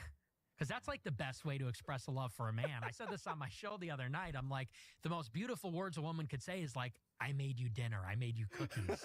Yeah. Because that is like an act of love. Oh, and man. I think that, you know, speaking as maybe from a different generation, the way that men feel now is... No, I will tell you this, right, is that... I don't know if I should share this story. I'm going to just share this story. So anyway, there was this one girl that I was talking to, and she was from another country. It was an Asian country. And she said that if she came to America, that she'd cook me steaks every day. And I thought she was lying. And then she actually, like, she would show me, like, that she'd cook stuff every single day. Now, obviously, this never worked out. Nothing happened. But, of course. Can you believe that? But I was just like, wait, what the fuck? Is this real? No, this was another one. And you guys don't know about this one. And so this is, a normal person, right? And I was like, wait, is this, there's no way this is like a legit thing, right? Because I didn't believe that. The quickest man to man's heart is through his stomach. I mean, I don't know, like, whenever, like, I just like eating out, so I usually just take them out to eat. About where do you want to go? The only problem is like if they want to go to some nasty ass fucking shithole that sells like sushi or something stupid like that. That's the only thing that sucks. Yeah, like eating out. Yeah, exactly. I like going to restaurants, like fucking. I have to leave. By the way, I was gonna go. I had to go take care of something to the VA, but things have changed. My schedule has been changed.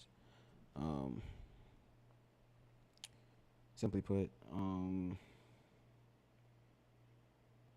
we have issues right now.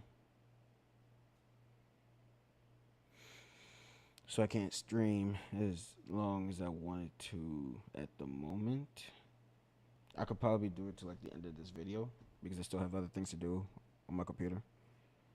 But technically speaking, you know what? I should just, hold on. I just put it in chat. Fuck it. and go like I don't know, like Golden Corral. I don't know, like a KFC. Like Texas Roadhouse. You know, women are not really providing too What's wrong much. with sushi? It's fucking disgusting. It's fucking no. They expect so much from the men. They want the man to be rich and provide. Yeah. Yep. They want the man to be fit and a real leader and a real man. They also want to split the chores with the man. They want the man to do half the laundry and half the dishes and things like that. And it's like, all right, I'm gonna let you go. so what do you do all day? You're on TikTok. You're like doom scrolling and eating Cheetos. Like what actually are you providing in the relationship? So I just feel like in terms of the deficit, it's like women. See, we gotta get those robot waifus real quick. Are very we gotta get this locked emboldened. They're too, I think, assertive. Always giving their opinions, always critiquing, always, you know, I think that they're very bold right now. And I think, and sarcastic. Yeah, there was one that she told me that she says, I'm like, you know, whenever we go out, you don't really talk at all. And she's like, well, whenever I'm out on a date with a man, I just, you know, I figure he doesn't really want to talk to me and I'll just wait until I'm spoken to talk. And I'm like, wow. Like what? Wait, what? I didn't even know. I didn't even know that was a thing. I think that's a big reason why they're not very attractive. That's a slave? I get it. All I would say is that in a happy marriage, all of that goes away. There's no arguing about who does what. People fall seamlessly into the roles they were born into. If anything, I might just have to start streaming on my phone. They express love in a whole bunch of different ways by serving each other. That's gonna be my first attempt streaming on my phone. By the way, and all of that. I've never done that before. Obnoxious, Ever. entitled. I don't even know money, like all the that setup crap for it. just disappears. Anyway, I think he's probably right about that. I mean, you've got to have somebody that's a teammate, not a fangirl, right? I think that's definitely it. Absolutely, for sure. And this is the old one. Tucker Carlson says pornography is not just sabotaging homosexual relationships, it's making people gay and trans. He's not wrong about that. I want to keep this in mind. We still have 3 more years of this shit until the next election. And then after that election, 4 more years of that shit. Exactly. Oh yeah. When I had my own space, I was in my own conscience. It was peaceful. It was nice. It was so nice. And then Trump did fuck me. Unintentionally, he did. He fucked me bad. The taxes alone was too much for me to bear. And with me losing my job because of beef that I had no issues with. Apparently, this was long beef before I even got into got my position. And then because of it, we lost the contractor. My station was closed, and then unemployed. But that was like the best 4 or 5 months of my life when I actually had money in my account. Oh man, dude.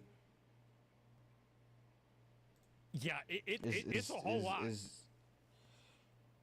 I can't say what's on We already my have a mind king? because I'm not even in my own space. Yeah, but maybe there might be an uprising against the king I in just wanna 2028, I just right? wanna And wild so out we might right have now, to defend but the I can't. king, obviously, right? Right, guys?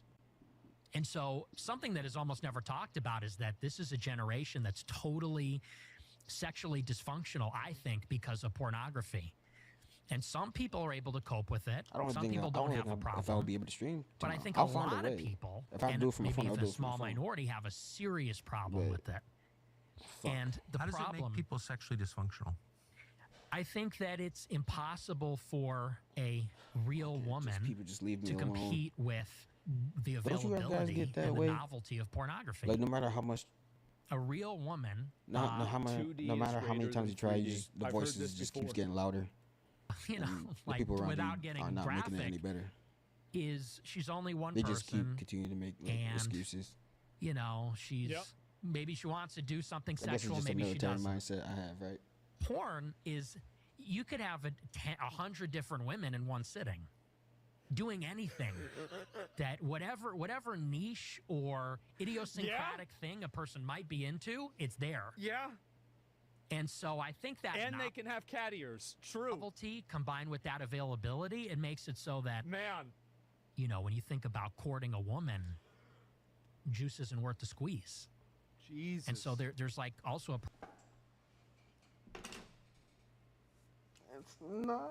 It's not worth it. It's not worth it, bro.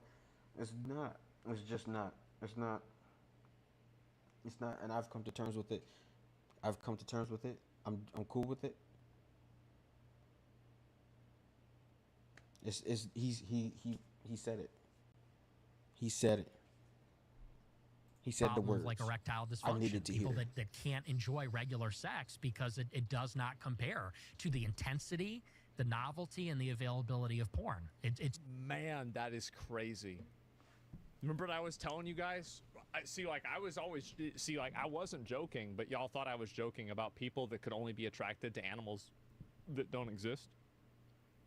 Remember whenever I would say that all the time and everybody would be laughing? There's not as many people laughing anymore, are they? There's more people agreeing.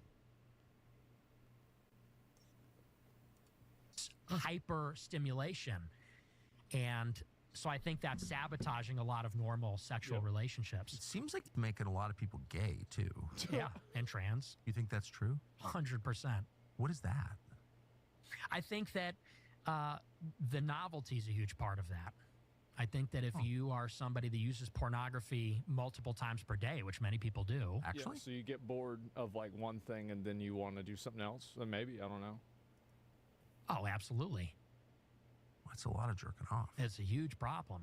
Yeah. That's a lot. That's a lot of stress. No. Actually? Oh, absolutely. That's a lot of jerking off. It's a huge problem. That's a lot of stress. That's backed up right there. One of the best interviews. I gotta tell you guys, this might be one of those top 10s. Whoa! Yeah. Yeah. Yeah. And, you know, if you're doing that multiple times a day, every day, for years. Fuck, I keep forgetting this thing freezes every time I come out of full screen. Give it a minute, hold on.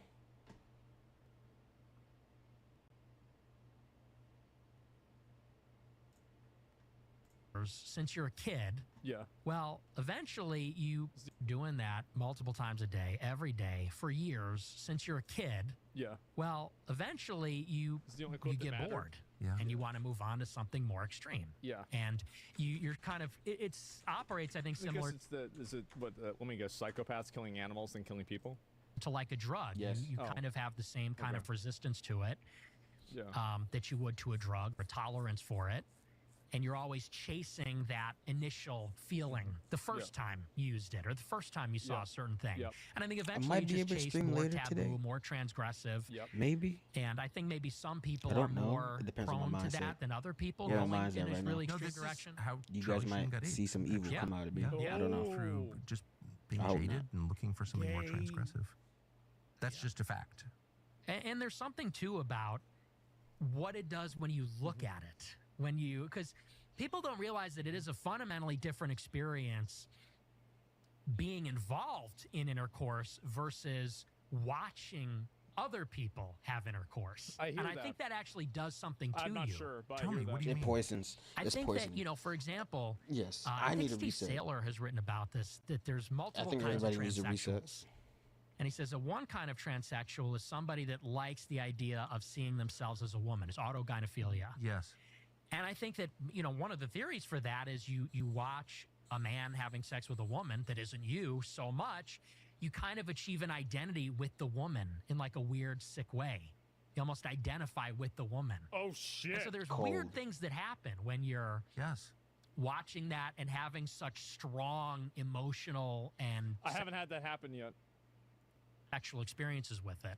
Yeah. I haven't either. Not yet, bro. Like, yeah, that's. I mean, maybe, right? I mean, I don't know. Yeah, that's some Freudian logic. I mean, there's, don't know. You know, I'm sure there's logic attached to it for sure.